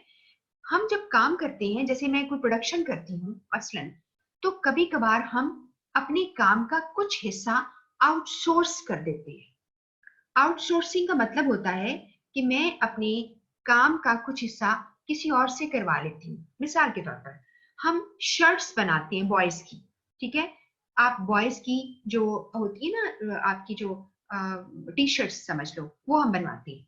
हमें जाहिर बात है, हम कोई फसल तो नहीं उगाते ना, फसल उगेगी, कॉटन आएगी, बनेगी, वहां कॉटन से धागा बनाएंगे, ऑब्वियसली ऑब्वियसली हमें कपड़ा कहीं से हम लेते होंगे, ठीक है ना। और वो कपड़े को बनाने वाली कोई होंगी, उनके पास वीविंग मशीनें होंगी पीछे, वो हमने कपड़ा ले लिया। अब कपड़ा लेकर हो सकता है हम वो कपड़ा लेते हैं, लेकिन उस कपड़े की वॉशिंग, कैलेंडरिंग, उसकी डाइंग किसी और से कराते हैं, उसे कहते हैं आउटसोर्स करना। मैं किताबें पब्लिश अगर करती हूँ फॉर इंस्टेंस, मिसालें दे रही हूँ, तुम ये ना समझना कि मैं ये सब कुछ करती हूँ, या आप करते हैं, तो किताब अगर छपती है तो हमने उसकी बाइंडिंग नहीं करते, हम उसकी बाइंडिंग कहीं और से कराते हैं, क्योंकि एक और कंपनी है, वो बहुत ही अच्छी बाइंडिंग हमें सस्ती पड़ती है, हम वहां से करा लेते हैं। तो इस तरह आपने इन लोगों के साथ अपने रिलेशन मेंटेन करने होते हैं, और उसके लिए आप कम्युनिकेट करते रहते हो, आप उनको जरूरत की बातें और गुडविल की बातें आप शेयर करते रहते हो। तो 3 आपने सिर्फ नाम याद करने हैं कि पर्पसेस ऑफ कम्युनिकेशन 3 है, इंफॉर्मेशन हासिल करना, इंफॉर्मेशन फैलाना, और अच्छे रिलेशन मेंटेन करना, ठीक है। अब यहाँ मेंटेनिंग के बाद के अलावा किसी बुक ने लिखा हो एस्टैब्लिशिंग रिलेशनशिप, तो भी ठीक है, एक ही बात है, ठीक हो गया। ये एक और एक सवाल आता है, आपको हमने गाइड कर दिया। बहुत इंपॉर्टेंट एक और पार्ट शुरू हो गया, दैट इज बैरियर्स। ध्यान से सुनिएगा, और ये आज आप इसको यानी हम बाइंड अप कर लेंगे, खत्म करेंगे, फिर आपको मैं भिजवा देती हूँ। अच्छा जी, बैरियर्स को कहते हैं हर्डल्स, हिंड्रेंस, ऑब्स्टेकल्स, कुछ भी कह लो, ठीक है, रुकावटें। कम्युनिकेशन में रुकावटें आती हैं। अगर मैं उसकी डेफिनेशन दूं तो होगी any circumstance, any situation that prevent mean रोकती है the message from being communicated as intended by the sender to the recipient. जैसा कि इंटेंडेड मीन इरादा करना, जैसे कि मैंने इरादा किया था कि रेसिपिएंट के पास चला जाए, अगर कोई ऐसे हालात आ गए वो उसको रोक देते हैं तो हम कहते हैं कि ये रुकावट है, इसे हम बैरियर कहते हैं। अब बैरियर्स डिफरेंट हैं। मिसाल के तौर पर पहला बैरियर, आपके पास जब ये बुलेट्स आ जाएंगी ना, आप सब स्टूडेंट्स व्हाट यू डू, आप इनकी नंबरिंग कर लेना, 1 2 3 कर लेना, और इसी टॉपिक को पीडीएफ वाली बुक में एक दफा पढ़ लेना, आपके बस आप समझ लें कश्ती पार हो जाएगी। कोई भी पेपर में सवाल आए यू कैन डू दैट। और जो ये नॉइज है, इसके ऊपर मैं थोड़ी सी वर्किंग कर रही हूँ, तो मैं आपको थोड़ा सा नॉइज के ऊपर आपको थोड़े से, क्योंकि ये हो सकता है आपको लफ्ज थोड़े से अगर मुश्किल लगे या समझ में ना आए, तो मैं आपको अगले इंशाल्लाह वीकेंड पे आपके वीक पे आपको वो चीजें थोड़ी सी और भेज दूंगी। व्हाट आई फील कि आपको और पढ़ना है, मैं जरूर आपको भेजूंगी, और आप बस एक रीडिंग कर लिया करो, ठीक है। अच्छा, अब पहला हमने देखा इसमें हमारा issue in the relationship between the sender and receiver that can lead to bias. अच्छा, ये क्या है कि मैं और आप एक जगह काम करते हैं, हमारे दरमियान कुछ ठीक नहीं चल रहा, आपकी तबीयत कुछ और तरह की है, मेरी कुछ और तरह की है, इसका रिजल्ट पता क्या निकलता है, हम बायस्ड हो जाते हैं। तो बायसनेस जो है वो एक बैरियर है। मैं आपको लाइक नहीं करूं, आप मुझे लाइक ना करें, तो बायसनेस आ जाती है। और इसके ऑपोजिट कभी कभार ऐसा भी हो जाता है कि रिलेशनशिप बहुत अच्छे होते हैं और हम फिर भी बायस्ड हो जाते हैं। वो कैसे? हम उनको अनड्यू फेवर दे देते हैं, यानी ऐसी फेवर दे देते हैं जो वो उनको नहीं चाहिए, यानी हम उनको प्रोटेक्ट करते हैं। गलती कर ले कोई, मेरा दोस्त यहाँ था, मेरा कॉलीग भी है, गलती कर लेता है, मैं उसको बचा लेती हूँ। This is called biasness. तो आपका ये एक रुकावट आती है, लेकिन यहाँ पर ज्यादा नेगेटिव है कि अगर आप किसी को डिसलाइक करते हैं तो आपकी एक बैरियर ये है। ये एक बहुत बड़ा एक फील्ड है बैरियर का, लेकिन आपको थोड़ा थोड़ा हम आपको बताते जाते हैं। इसके बाद है जी यहाँ पे noise.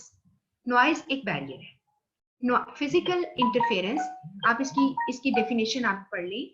Physical interference that damages या that damages the message as it was being communicated, यानी फिजिकल इंटरफेरेंस ने डैमेज कर दिया है मैसेज को किसी भी तरह से। यहाँ पर एग्जांपल दी है, हैवी स्टॉर्म आ गया जिससे फोन कनेक्शन वीक हो गया, या सिग्नल्स नहीं आ रहे, टेलीविजन में आपकी जो इंटरप्शन आ जाती है, बाहर की एकदम डोर बेल बजना शुरू कर देती है, आपकी जो आप समझ इलेक्ट्रोमैग्नेटिक नॉइज की वजह से। ये कुछ एक दो एग्जांपल्स हैं, आपको जो समझ आए आप डाल सकते हो। तो ये नॉइज क्रिएट किया, आपको मेरी आवाज ना आई, मुझे आपकी आवाज ना आई, तो ये एक टेक्निकल सॉर्ट ऑफ नॉइज है, आप कह सकते हो। लेकिन जो ज्यादा मशहूर नॉइज है, जो ज्यादा लोग इसके ऊपर बात करते हैं, वो पहला नॉइज है जी फिजिकल नॉइज। फिजिकल नॉइज है फिजिकली जिस जगह पे तुम काम कर रहे हो उस जगह पे शोर है, that is external to speaker and listener. मिसाल के तौर पर आपने बैकग्राउंड म्यूजिक बज रहा है, या एसी की आवाज आ रही है, आपके कंप्यूटर्स में से कोई आवाज आ रही है, वो आपको तंग कर रही है, आप कह रही है भाई ये इसको तो बंद करो, इसकी आवाज बहुत ज्यादा है, पंखा चल रहा है उसकी बड़ी तेज आवाज है। ये सब फिजिकल नॉइज है। इसके अलावा खाली आवाज नॉइज नहीं होती, अगर किसी जगह का टेम्परेचर ज्यादा है या लो है, तो वो जो जगह जिसपे तुम काम कर रहे हो, तुम्हें बात सुनाई नहीं देगी। इतनी गर्मी लग रही है कि टीचर की आवाज नहीं सुनाई दे रही, बॉस की आवाज सुनाई नहीं दे रही, या किसी जगह पे लाइट बड़ी डिम है या बहुत ही ब्राइट है, आंखों को चुभ रही है, और जो कुछ वो कह रहा है मुझे समझ नहीं आ रहा, तो आप इसे भी कहते हैं दिस इज फिजिकल नॉइज। दूसरा आपके पास है जी साइकोलॉजिकल नॉइज। आपका जो साइकोलॉजिकल नॉइज है वो आपके अंदर का नॉइज है, वो आपकी मेंटल कैफियत है। लिखा है इनर्ट क्वालिटीज, आपकी अंदर की क्वालिटीज है that impact how we communicate and interpret others. मिसाल के तौर पर कुछ एग्जांपल्स यहाँ पे ध्यान से सुन लो। लॉस ऑफ कंसंट्रेशन और वॉन्डरिंग ऑफ द माइंड। मैं आपसे बात कर रही हूँ, आपका दिमाग सेट ही नहीं है, आपका दिमाग पाया नहीं जा रहा, आप बार बार फोकस अपना खो देते हो, क्योंकि आपके दिमाग में कुछ और चल रहा है। वॉन्डरिंग ऑफ माइंड मीन आपका दिमाग जो है सैर कर रहा है। मिसाल के तौर पर आप मुझे सुन रहे हैं, आप अगर से इसी वक्त तक चेक कर लो, आप मुझे सुन रहे हैं, आपके कमरे में कोई आ जा रहा है, मिसाल के तौर पर कोई इशारा करके कहता है चाबी कहाँ रखी है, तो आपका दिमाग यहां से हटकर चाबी कहाँ रखी है आप सोचने लग जाएगा और इशारा करेगा वहां चाबी है। ऐसे ही है ना? या आप कमरे में आ गए हो, क्लासरूम में हो, ऑफिस के अंदर बैठे हो और आपका बॉस आपको कोई इंस्ट्रक्शन दे रहा है और आप सोच रहे हैं कि मैंने पता नहीं गाड़ी पार्क ठीक की थी कि नहीं, पता नहीं कोई मेरा साइड वाला जो मिरर है वो तोड़ ही ना जाए, या मेरी जो बाइक है उसकी चाबी तो नहीं अंदर लगी रह गई। इससे आपकी माइंड वॉन्डरिंग करता है, आपका माइंड सैर करता है। इसके बाद pre occupation with a problem, कोई प्रॉब्लम आपके दिमाग में चल रही है और वो सेटल नहीं हो रही, जिसकी वजह से आपका दिमाग जो है वो बिल्कुल प्रॉब्लम को क्या कर रहा है, उसके साथ वो सेट नहीं है। बैटलिंग विद प्रेजुडिस का मतलब है, आप प्रेजुडिस कहते हैं तासुब, बायसनेस, न्यूट्रल ना होना। तो प्रेजुडिस ये लफ्ज सीख लो, ये लफ्ज आपको पेपर में आ सकता है, या बायसनेस एक ही बात है, दोनों एक ही बात है। यानी आपके दिमाग में प्रेजुडिस है। अब प्रेजुडिस कैसे? मिसाल के तौर पर अगर आप में से बात करें, या मैं किसी ऐसी जगह बैठी हूँ वहां पर कोई बात करता है, आपका जो क्या है वो आपका तो नहीं है, इंडिया का जो मोदी है उसके बारे में कोई बात करता है, हम उसके बारे में सुनना ही नहीं चाहते, एक लफ्ज नहीं सुनना चाहते, वो कितनी भी काम की बात करे हमें जहर लगता है। तो क्या है? This is prejudice. हो सकता है वो सही बात कर रहा हो, मिसाल के तौर पर एक बात कर रही, इसी तरह कोई एक बंदा है जो तुम्हें ठीक नहीं लगता, आपकी जो प्रेजुडिस है, या कोई पॉलिटिकल पार्टी का कोई बंदा है आपको नहीं अच्छा लगता, तो क्या है, आप हमेशा उसको डिसलाइक करेंगे और उसकी बात सुनने के लिए you are battling with prejudice in your mind. आप अपने दिमाग में आपकी लड़ाई चल रही है, मैं सुनूं कि ना सुनूं, यार ये तो ऐसे ही बोलता रहता है। ये साइकोलॉजिकल नॉइज है। आपकी लाइकिंग डिसलाइकिंग, आपकी बायसनेस, आपके दिमाग का पाया जाना, आपका दिमाग का ना पाया जाना, is all psychological noise. It stops you from taking message. Noises are very important, जरूर सवाल आता है पेपर में। अच्छा, इसके बाद अगला नॉइज है, वो है जी फिजियोलॉजिकल। इसकी ना कुछ और फीचर्स हैं, मैं अभी क्लास से पहले इसके ऊपर काम थोड़ा सा करी थी, जो मैं आपको बता रही हूँ मैं आपको दूंगी, मैं आपको ऐड कर दूंगी यानी भेज दूंगी, आप फिर उसको क्या करना, कॉपी पेस्ट कर देना इसके अंदर। फिजियोलॉजिकल नॉइज है। फिजियोलॉजी क्या चीज है? Physiology is your body. किसी बच्चे को, साइंस वाले बच्चे को पता होगा फिजियोलॉजी, एनेटमी। एनेटमी क्या है? आपका स्ट्रक्चर। फिजियोलॉजी है आपकी बॉडी, आपका हार्ट का काम करना, आपका सर्कुलेशन सिस्टम है, आपका डाइजेस्टिव सिस्टम है, सब फिजियोलॉजी है, ठीक है ना? अब physiological noise is something which is with your body, with in your self. मिसाल के तौर पर यहाँ है physiological noise with interface sender और रेसिपिएंट की फिजियोलॉजिकल इश्यूज। कैसे? एग्जाम्पल है मिग्रेन, सर का दर्द, हंगर भूख, फटीग थकावट, मेडिकेशन दवाई खाई हुई है, खांसी बहुत आ रही थी दवाई ले ली है तो दवाई में नींद है।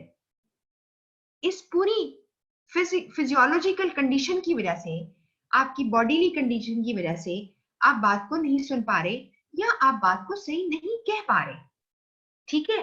तो क्या है? This is creating hindrance, it is because of you. और फिजियोलॉजिकल नॉइज में एक और भी प्रॉब्लम हो सकती है, खुदा न खास्ता आपका सुनने वाला जो है उसकी हेयरिंग इंपेयरमेंट है, यानी उसको आवाज पूरी ठीक नहीं आती, उसने आपकी आवाज नहीं सुनी, ठीक है, या उसने वो हेयरिंग एड जो है वो नहीं पहन रखी, ये भी प्रॉब्लम आ गई। फिजियोलॉजिकल नॉइज है, उसकी बॉडी का इशू है। कुछ लोग बात करते हैं, अगर खुदा ना खासा उनका स्टेमर हो रहा है, स्टेमरिंग करते हैं, यानी उनकी बात में रुक रुक कर, अटक अटक कर बोलते हैं, वो फिजियोलॉजिकल नॉइज है, फिजियोलॉजिकल प्रॉब्लम है। अगर एक बंदा है उसकी आवाज जो है वो पॉजेस बड़े दे रहा है, वो भी फिजियोलॉजिकल नॉइज है। It's all related to your body, ठीक हो गया? इसके बाद बहुत इंपॉर्टेंट, इन सारों में सबसे इंपॉर्टेंट सिमेंटिक नॉइज, जिसका मैंने आपको स्लाइड पे पढ़ाया था। सिमेंटिक नॉइज जो है, सिमेंटिक्स मैंने आपको बोला था एस लगा दो, तो साइंस ऑफ मीनिंग को कहते हैं, यानी मीनिंग की जुबान, मीनिंग की साइंस। उसका मतलब ये है कि आपके जो शेयर्ड मीनिंग मैं और आप कर रहे हैं, फर्क है। इसमें लिखा है semantic noise describe the lack of shared meaning in communication which arises from using terminology और जार्गन। या आपने कोई टेक्निकल टर्म, जैसे मैंने भी बताया, एक्नी वल्गैरिस लड़का जो है वो पागल हो गया, उसने कहा मुझे बीमारी पता नहीं क्या लग गई है। तो सिमेंटिक नॉइज की वजह से, यानी उसने मीनिंग गलत लिए और वो कुछ और इंटरप्रेट कर गया।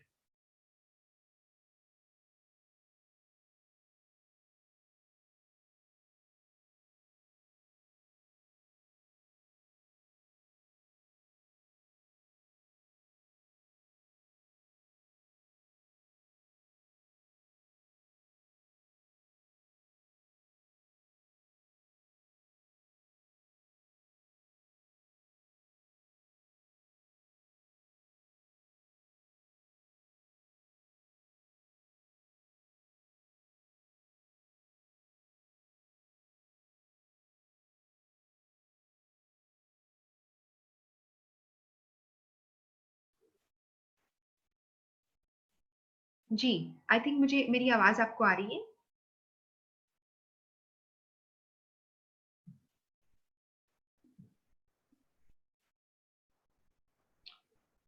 जी, तो सिमेंटिक नॉइज क्रिएट हो गया कि जब आपने मीनिंग को मिसअंडरस्टैंड कर लिया। ठीक हो गया। यहाँ पर कुछ मिसालें हैं। This exist when words themselves are not mutually understood. जब बाहमी तौर पर हम लफ्जों को अंडरस्टैंड नहीं करते। तो मैं ये कह रही थी कि अगर मैं कहूंगी यू आर स्मार्ट, तो एक बंदा बड़ा खुश हो जाएगा। क्या मैं कहा था यू आर स्मार्ट का मतलब है you are very clever, you are street smart, यानी तुम अपना मकसद निकाल लेते हो, अगला चाहे भाड़ में जाए। तो उसको भी स्मार्ट कहते हैं। ठीक है। जिसे कहते हैं सरकाज। सरकाज समझते हो? सरकास्टिक। एक पर्सन, एक होता है तंज, एक होता है छुपा हुआ तंज। ठीक है ना। जैसे किसी को लोग पंजाब में ऐसा अक्सर करते हैं, वो कहते हैं यार इसको छोड़ो, बड़ा चौधरी बना हुआ है। अगर आप में से कोई चौधरी है, परफेक्टली फाइन, सचमुच चौधरी है, आपकी कास्ट होती है ये, लेकिन एक बात बनी है, कहते हैं जी फला जो है वो बड़ा चौधरी बना हुआ है। तो वो जो टर्म है ना, वो हम यूज करते हैं। If somebody is taking it negative, तो सिमेंटिक नॉइज आ जाएगा। आप कहेंगे ये क्या हो गया, ये क्यों अल्फाज इस्तेमाल करें, आप मेरे नाम के वर्ड को यूज कर रहे हो। तो ये आपकी म्यूचुअली आप अंडरस्टैंड नहीं करते। इसमें उसने कहा है discussion with lawyer, medical professional, accountant, scientist वगैरह वगैरह, वो अल्फाज इस्तेमाल करते हैं। तो आम बंदे के साथ जब करेंगे, जो आम इंसान है उसे अंग्रेजी में कहते हैं ले मैन, LAY, ले मैन। तो एक ले मैन, चाहे खातून भी हो उसको भी कह सकते हो।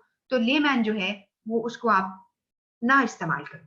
मैंने, चूंकि नॉइस बहुत ज्यादा था इसके अंदर, यानी उसकी टाइप्स बहुत ज्यादा थी, मैंने उसे ब्लॉक कर दिया था ताकि अलग से तुम्हें पढ़ने में आसानी हो जाए। अगला आ गया जी, अभी हमारे बैरियर्स चल रहे हैं। Confusing and conflicting messages leading to distortion. यानी ऐसा मैसेज है वो कंफ्यूजिंग है या कॉन्फ्लिक्टिंग है। अब ये क्या होता है? कॉन्फ्लिक्टिंग मैसेज ये हो सकता है, बाज़ वक़्त आपने देखा होगा कि आप कहीं पे हैं, एक पर्सन आपको कहता है ये कर लो और साथ ही कह देता है ये कर लो।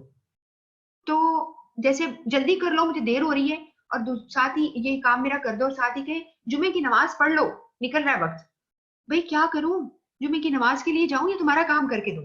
तो समटाइम्स कॉन्फ्लिक्टिंग मैसेजेस होते हैं, एक ही वक्त के ऊपर एक ही आइडिया पर कॉन्फ्लिक्ट आ जाता है, या कंफ्यूजिंग होते हैं, क्लियर नहीं होते। बात समझ में आ गई? डिस्टॉर्शन यानी इसमें डिस्टॉर्ट करना, खराब हो जाता है मैसेज, यानी आपको समझ नहीं आती। इसके बाद सिलेक्टिंग द रॉन्ग चैनल। आपने रॉन्ग चैनल को सिलेक्ट किया, यानी आपको चाहिए था, एक कॉम्प्लिकेटेड चीज थी और आपको चाहिए था कि आप डायग्राम बना देते। आपने जो तकरीर करनी शुरू की, अगले को समझ ही नहीं आई। छोटी सी डायग्राम बनाते, मिसाल के तौर पर एक ग्राफ में मैं दिखाती हूँ और मैं कहती हूँ कि जी इतने स्टूडेंट ने इस सब्जेक्ट में एडमिशन लिया है, इतने स्टूडेंट ने इसमें लिया है। तो मैं सारे सब्जेक्ट का ग्राफ क्यों नहीं बना देती? व्हाई शुड आई से इट, अनाउंस इट? इसमें कहाँ तुम्हें याद रहेगा कि कितने लोगों ने किस सब्जेक्ट में लिया है, और ना ही तुम्हें ये याद रहेगा कि किस सब्जेक्ट में सबसे ज्यादा एडमिशन हुए। ठीक है। तो ये आपका दूसरा तरीका, सिलेक्ट रॉन्ग चैनल। तीसरा है सफरिंग इंटरप्शन और distraction during transmission of message. ये टेक्निकल नॉइज हो सकता है, बार बार इंटरप्शन आ रही है, डिस्ट्रैक्शन आ रही है, इंटरनेट चला जाता है, ये मैसेज, ये प्रॉब्लम बैरियर है। इसके बाद receiver does not provide feedback. आपका रिसीवर जो है चुप हो गया, उसे तो फीडबैक ही नहीं आया। मैंने ईमेल की थी, उसे जवाब अब तक नहीं दिया, हमारी कम्युनिकेशन खत्म हो गई। उसके बाद है लैक ऑफ इंफॉर्मेशन। बाज़ औक़ात हमारे पास पूरी इंफॉर्मेशन नहीं होती, यहाँ पे लफ्ज लिखा है कॉन्टेक्चुअल इंफॉर्मेशन। कॉन्टेक्चुअल इंफॉर्मेशन का मतलब है पूरे हालात नहीं बताए जाते। अगर आपने मुझे एकदम से कह दिया नहीं नहीं आप पुराना जो हमारा था ना ऑर्डर वो कैंसिल करके हमें ये वाला ऑर्डर कर दें, अब ये तो नहीं मुझे बताया तुमने कि वो ऑर्डर तुम्हें चाहिए भी कि नहीं, बता तो दो। तो पूरी इंफॉर्मेशन हमारे पास नहीं है। फॉल्टी सिस्टम है आपका मोबाइल सिग्नल, ये भी टेक्निकल नॉइज की तरह आता है। आपके वीडियो कॉन्फ्रेंस आप कर रहे हो, आपकी जो है तस्वीर नहीं जा रही, आपकी आवाज नहीं ठीक जा रही। इसके बाद स्टीरियोटाइपिंग करना, ये स्टीरियोटाइपिंग एजम्पशंस आती हैं कि आप पहले ही स्टीरियोटाइपिंग कर लेते हो। मैंने आपको सिखाया था स्टीरियोटाइपिंग। स्टीरियोटाइपिंग का मतलब है कि आप किसी इन लोगों के बारे में, किसी इलाके के लोगों के बारे में, किसी प्रोफेशन के लोगों के बारे में आप एक राय बना लेते हो, और उस प्रोफेशन से जब बंदा आता है या इलाके से तो उस पर वही एक जो कहते हैं ना छाप या स्टैंप लगा देते हो। मिसाल के तौर पर हमने कहा कि जी अमेरिका में जो लोग रहते हैं बड़े मटीरियलिस्ट होते हैं। मेरे ऑफिस में एक अमेरिकन आया, मेरे पहले ही समझ आ गया इसको एक फीलिंग्स इसके लिए कुछ नहीं है, बस ये पैसे के पीछे भागेगा। तो मैं इस तरह से इसको पहले से अज्यूम कर लेते हैं, और हम फिर उसकी इवन अगर एक पर्सन है, मैंने कहा जी जैसे जितने भी लोग अरब से होते हैं ना, बड़ा कॉन्सेप्ट है लोगों का कि अरब के जो लोग हैं वो इतनी अकल के जरा पैदल होते हैं। आई एम सॉरी, मैं वैसी बात कर रही हूँ, एक किताबों में भी ये लिखा होता है कि इतने ज्यादा बात जल्दी समझते नहीं है। तो अगर मैंने पहले ही देख लिया कि ये बंदा जो है ये मिडल ईस्ट से आया है या अरब किसी कंट्री से आया है, इसको बात नहीं समझ आनी, तो मैंने एज्यूम कर लिया, ठीक है, और स्टीरियोटाइपिंग कर ली। इसके बाद है टेक्निकल जार्गन इस्तेमाल ना करो, ये बात हम कर चुके हैं। इसके बाद आपकी लिस्निंग स्किल अच्छी नहीं है, अटेंशन आप नहीं दे रहे हो, आप डिस्ट्रैक्ट हो जाते हो। और इसके नीचे एक टर्म आई है सिलेक्टिव हियरिंग करते हो। सिलेक्टिव हियरिंग को अंडरलाइन आप कर लेना जब नोट्स आते हैं। इसका मतलब है सिलेक्टिव हियरिंग का मतलब है वो सुनते हो जो तुम्हें अच्छा लगता है, वो सुनते हो जो तुम्हें पसंद है। मिसाल के तौर पर सिलेक्टिव हियरिंग में ये होता है ना, अपनी काम की बात सुन ली और बाकी सुनी ना, बाकी बात पे ध्यान ही ना दिया, तो ये भी एक प्रॉब्लम है। इसके बाद है non verbal science contradict with the verbal. मिसाल के तौर पर एक बंदा आपसे वादा कर रहा है लेकिन सर जो है वो उसका हिल रहा है, या वो चेहरा उसका जो है वो झूठ बोल रहा है। जैसे लिखा है कि आप नो कहते हुए आपका सर एक्चुअली यस कर रहा है, या यस करते हुए नो कर रहा है, तो आप कॉन्ट्रडिक्शन आ जाती है।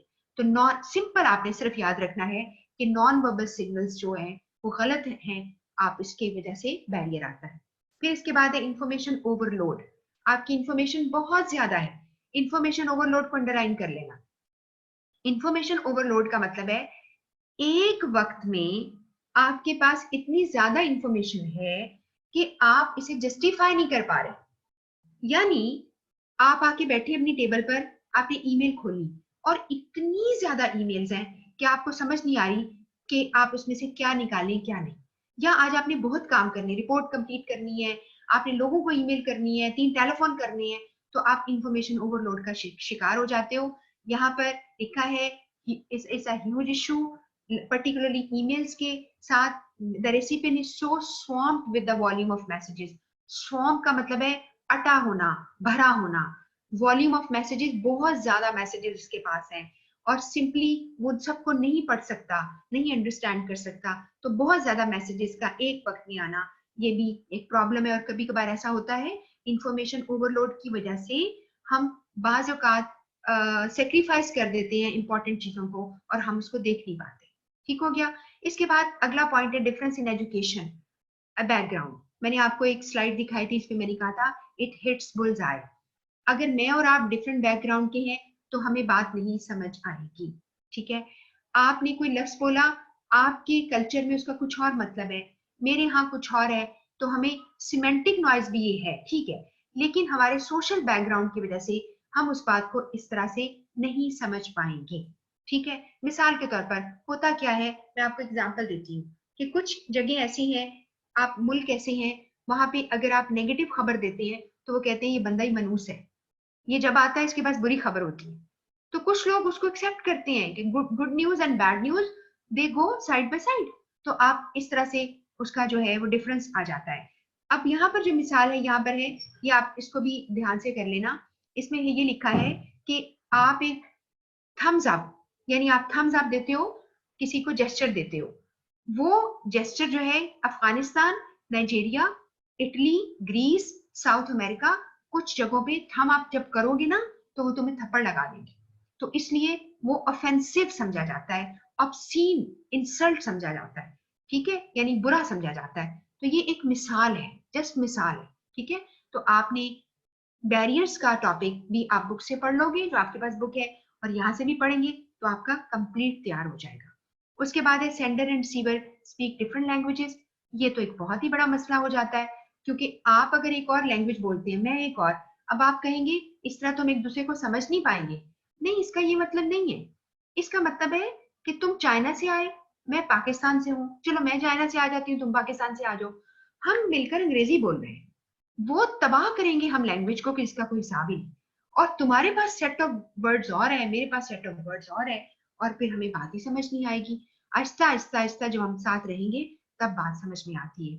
तो हमारी कॉमन लैंग्वेज अक्सर ऐसा बच्चों होता है बाहर के कंट्रीज में, जहां भी तुम जाओ तुम्हें ये मसला बहुत ज्यादा मिलता है कि आपको डिफरेंट कंट्रीज के लोग आते हैं। मिस आप यकीन करो, फिलीपीन, आप बाहर जब जाओ ना, अगर मिडिल ईस्टर्न कंट्रीज की तरफ चले जाते हो फॉर इंस्टेंस, या और भी बाकी यूरोपियन कंट्रीज की तरफ भी जाते हो, जो आपको काउंटर के ऊपर, एक मॉल है, काउंटर पे आपको एक फिलीपीन, आपको बांग्लादेशी, इंडोनेशियन, ये लोग आपको बहुत मिल जाते हैं, ये काम कर रहे होते हैं, ठीक है। तो आप अंग्रेजी बोलते हैं और वो अंग्रेजी बोलते हैं, आप यकीन करें उनको एक बात समझ नहीं आती। थोड़ा बहुत तुक्के लगा लगा के आप बात करेंगे, चाहे आप अंग्रेजी के माहिर हैं, तो ये एक मसला आता है। तो आप जब कॉमन लैंग्वेज वहां बोलते हैं तो कॉमन लैंग्वेज की वोकैबुलरी फर्क होती है। इसके बाद है रेसिपिएंट ऑफ इंफॉर्मेशन में be biased either due to personal और कल्चरल डिफरेंसेस। ये पहले भी हमने आप पीछे पढ़ा है, लेकिन ये कल्चरल डिफरेंसेस की वजह से बायसनेस आ गई। जैसे कि किसी इलाके के लोगों को मैं पसंद ही नहीं करती, मसलन मैं ये नहीं कहती मैं नहीं करती, मैं बात कर रही हूँ, या आप किसी इलाके के लोगों को बिल्कुल पसंद नहीं करते और आप कहते हैं कि जी नहीं, मैंने इसके साथ तो बिजनेस डील करनी ही नहीं, इसे बात करनी नहीं, ये प्रॉब्लम आती है, आप बात ही नहीं सुनते। इसके अलावा फिजिकल डिस्टेंस होता है लोगों के इलाकों में, टाइम जोन का फर्क है। मिसाल के तौर पर आप किसी और मुल्क में हैं तो टाइम जोन का फर्क आता है, इससे भी कम्युनिकेशन बैरियर आ जाता है, ठीक है, और ये एक प्रॉब्लम आ जाती है। और इसके बाद है एक पॉइंट था कि ये आपने पहले भी पढ़ा है, सेंडर डिसलाइक ईच अदर, एक दूसरे को डिसलाइक करते हैं, ये पॉइंट आ गया। एक और पॉइंट है जो बहुत ही इंपॉर्टेंट, दो पॉइंट्स आ गए हैं, बस इसमें हमारी बात खत्म हो जाएगी। Filtering of information. फिल्टरिंग की डेफिनेशन आपने याद कर लेनी है। This refers to sender's deliberate suppression or manipulation of information so that it may be seen in a more favorable perspective by the receiver. अगर आपको फिल्टरिंग की इंफॉर्मेशन कहीं और से अच्छी मिल जाती है तो तब वहां से भी पढ़ सकते हो, सिर्फ है कि फिल्टरिंग का पता हो। मैंने आपको स्लाइड पे समझाया था, सेंडर डेलिब्रेट का मतलब है जानबूझकर, खुद से, सुप्रेशन दबा देना, मैनिपुलेशन बढ़ा देना, अपनी मर्जी से चेंज कर देना, वो इंफॉर्मेशन को दबा देता है या अपनी मर्जी से चेंज कर देता है ताकि वो फेवरेबल यानी काबिल कबूल हो जाए पर्सपेक्टिव उसके, किसके लिए, रिसीवर के लिए। रिसीवर जो सुनना चाहता है उसके मुताबिक तुम उस चीज को ट्विस्ट कर देते हो, ठीक है, इसे हम फिल्टरिंग कहते हैं। और ये फिल्टरिंग बहुत ज्यादा होती है, हम आगे जाके पढ़ेंगे कि फिल्टरिंग के चांसेस वहां पे ऑर्गेनाइजेशन में बहुत ज्यादा होते हैं जहां पे हायरार्की बहुत ज्यादा स्ट्रिक्ट होती है, जहां पे सिर्फ और सिर्फ आपके जो लोग हैं वो आपको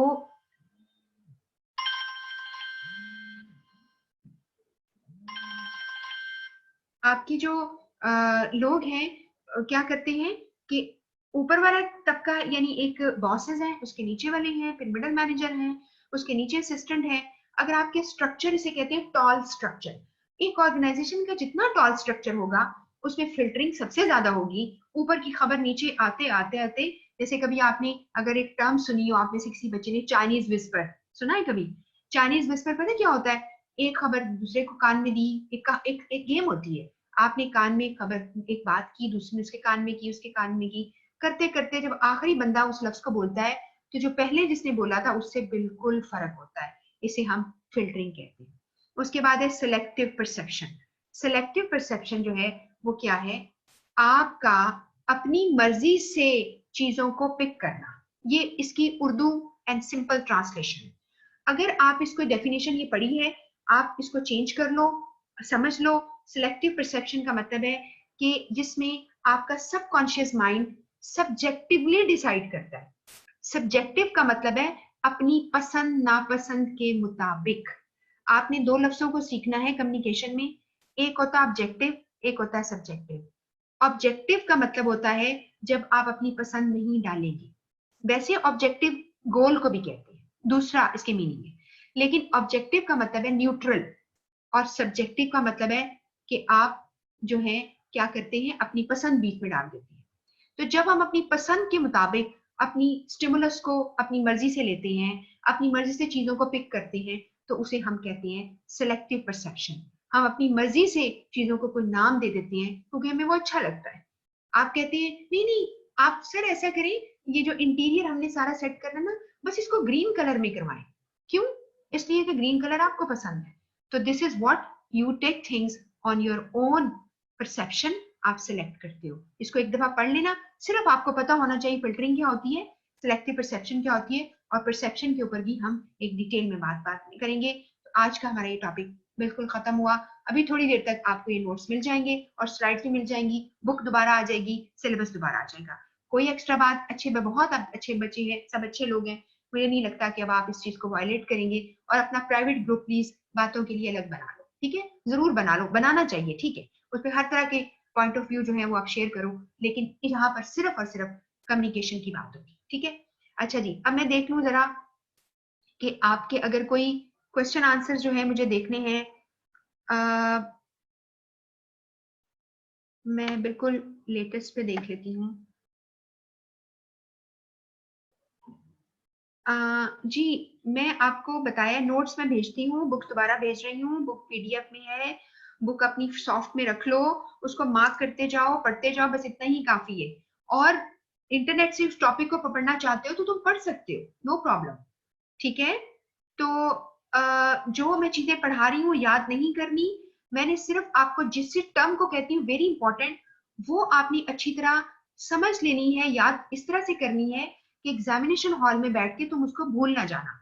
तुम्हें पता हो कि ये फिल्टरिंग की डेफिनेशन है, तुम्हें पता हो ये नॉइज की डेफिनेशन आई हुई है, तुम्हें पता हो ये सिलेक्टिव परसेप्शन की बात हो रही है, और जब तुम्हारे पास एमसीक्यूज आ जाएंगे तो आसानी हो जाएगी तुम्हें, ठीक है? इसलिए आपने परेशान नहीं होना।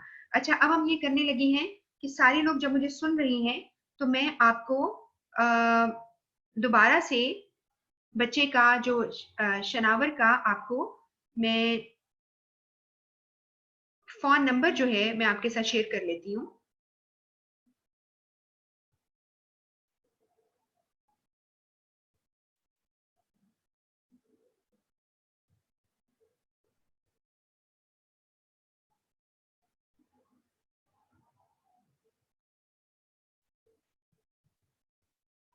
जी, आपको जो पेज नजर आ रहा है ना, मैं इसी पेज के ऊपर आपको लिख देती हूँ, उसका नंबर लिख देती हूँ।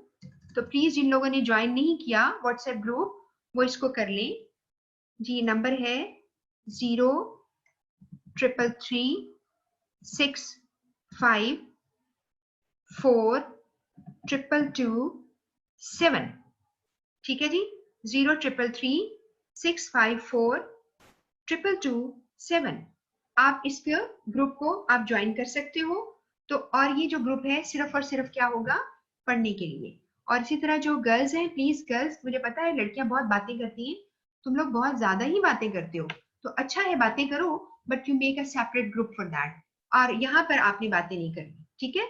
इस तरह कुछ बच्चे ऐसे भी होते हैं, वो फिर बहुत अनॉय हो जाते हैं, वो कहते हैं कि भी हमें समझ नहीं आ रही कि हम किसकी बात करें, यानी क्या सुने क्या पढ़े, और इतना लंबा थ्रेड कौन कौन देख सकता है, ठीक है? तो आप, आई बिलीव आप सबको मेरी बात समझ में आ गई है। और इसके अलावा कोई मैं चेक कर लेती हूँ एक दो मिनट्स में कि कोई और अगर आपने कोई क्वेश्चन कहा है।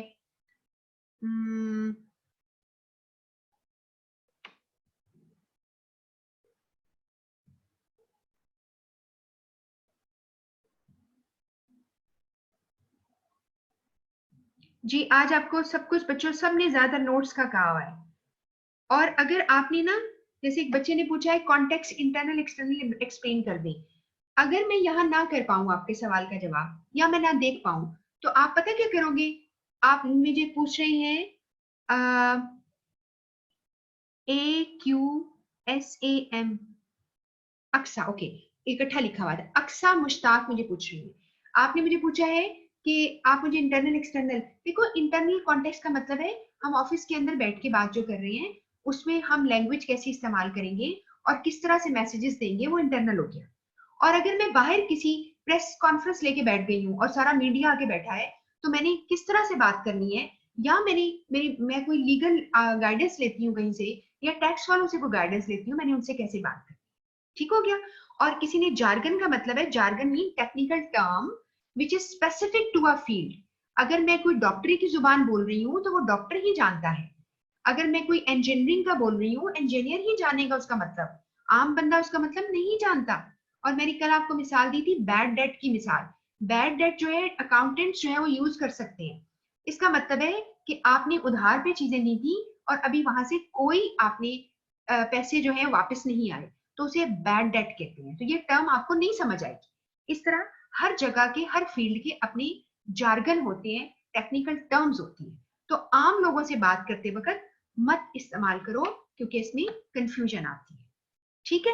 और साथ साथ मैं आपको जब कहती हूँ ना ये टॉपिक इंपॉर्टेंट है, तो you can write down on notes, एक दो पेजेस बना लो, उसके ऊपर लिखते जाओ लाइन वाइज कि मिस ने ये भी कहा था इंपॉर्टेंट है, और टॉपिक वाइज तुम्हें याद रहेगा हमेशा कि इसमें से सवाल जरूर आते हैं, ठीक है। एग्जामिनर जो है वो इसमें से सवाल सेट जरूर करता है।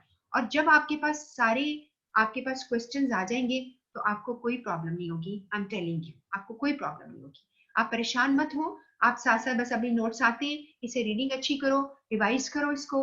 और अगर कोई टॉपिक जैसे मैंने अभी बोला है कि फिल्टरिंग, सिलेक्टिव परसेप्शन, इसकी बात यहाँ पे समझ नहीं आ रही, इंटरनेट पे सर्च करके मीनिंग निकाल लो, इसी नोट्स के अंदर उसको फिर डाल लो। आप समझ रही मेरी बात को? तो आप ऐसा कर सकते हैं। तो ये मैंने आपको अभी, ये मैं दोबारा से नंबर को डाल दिया है, अब आपको स्क्रीन पे नजर आ रहा है। इस नंबर से आप व्हाट्सएप ग्रुप कर लो। I think we conclude our class over here. See you इंशाल्लाह द नेक्स्ट वीक, और आपको नोट्स मिल जाएंगे, ठीक है। अल्लाह हाफिज।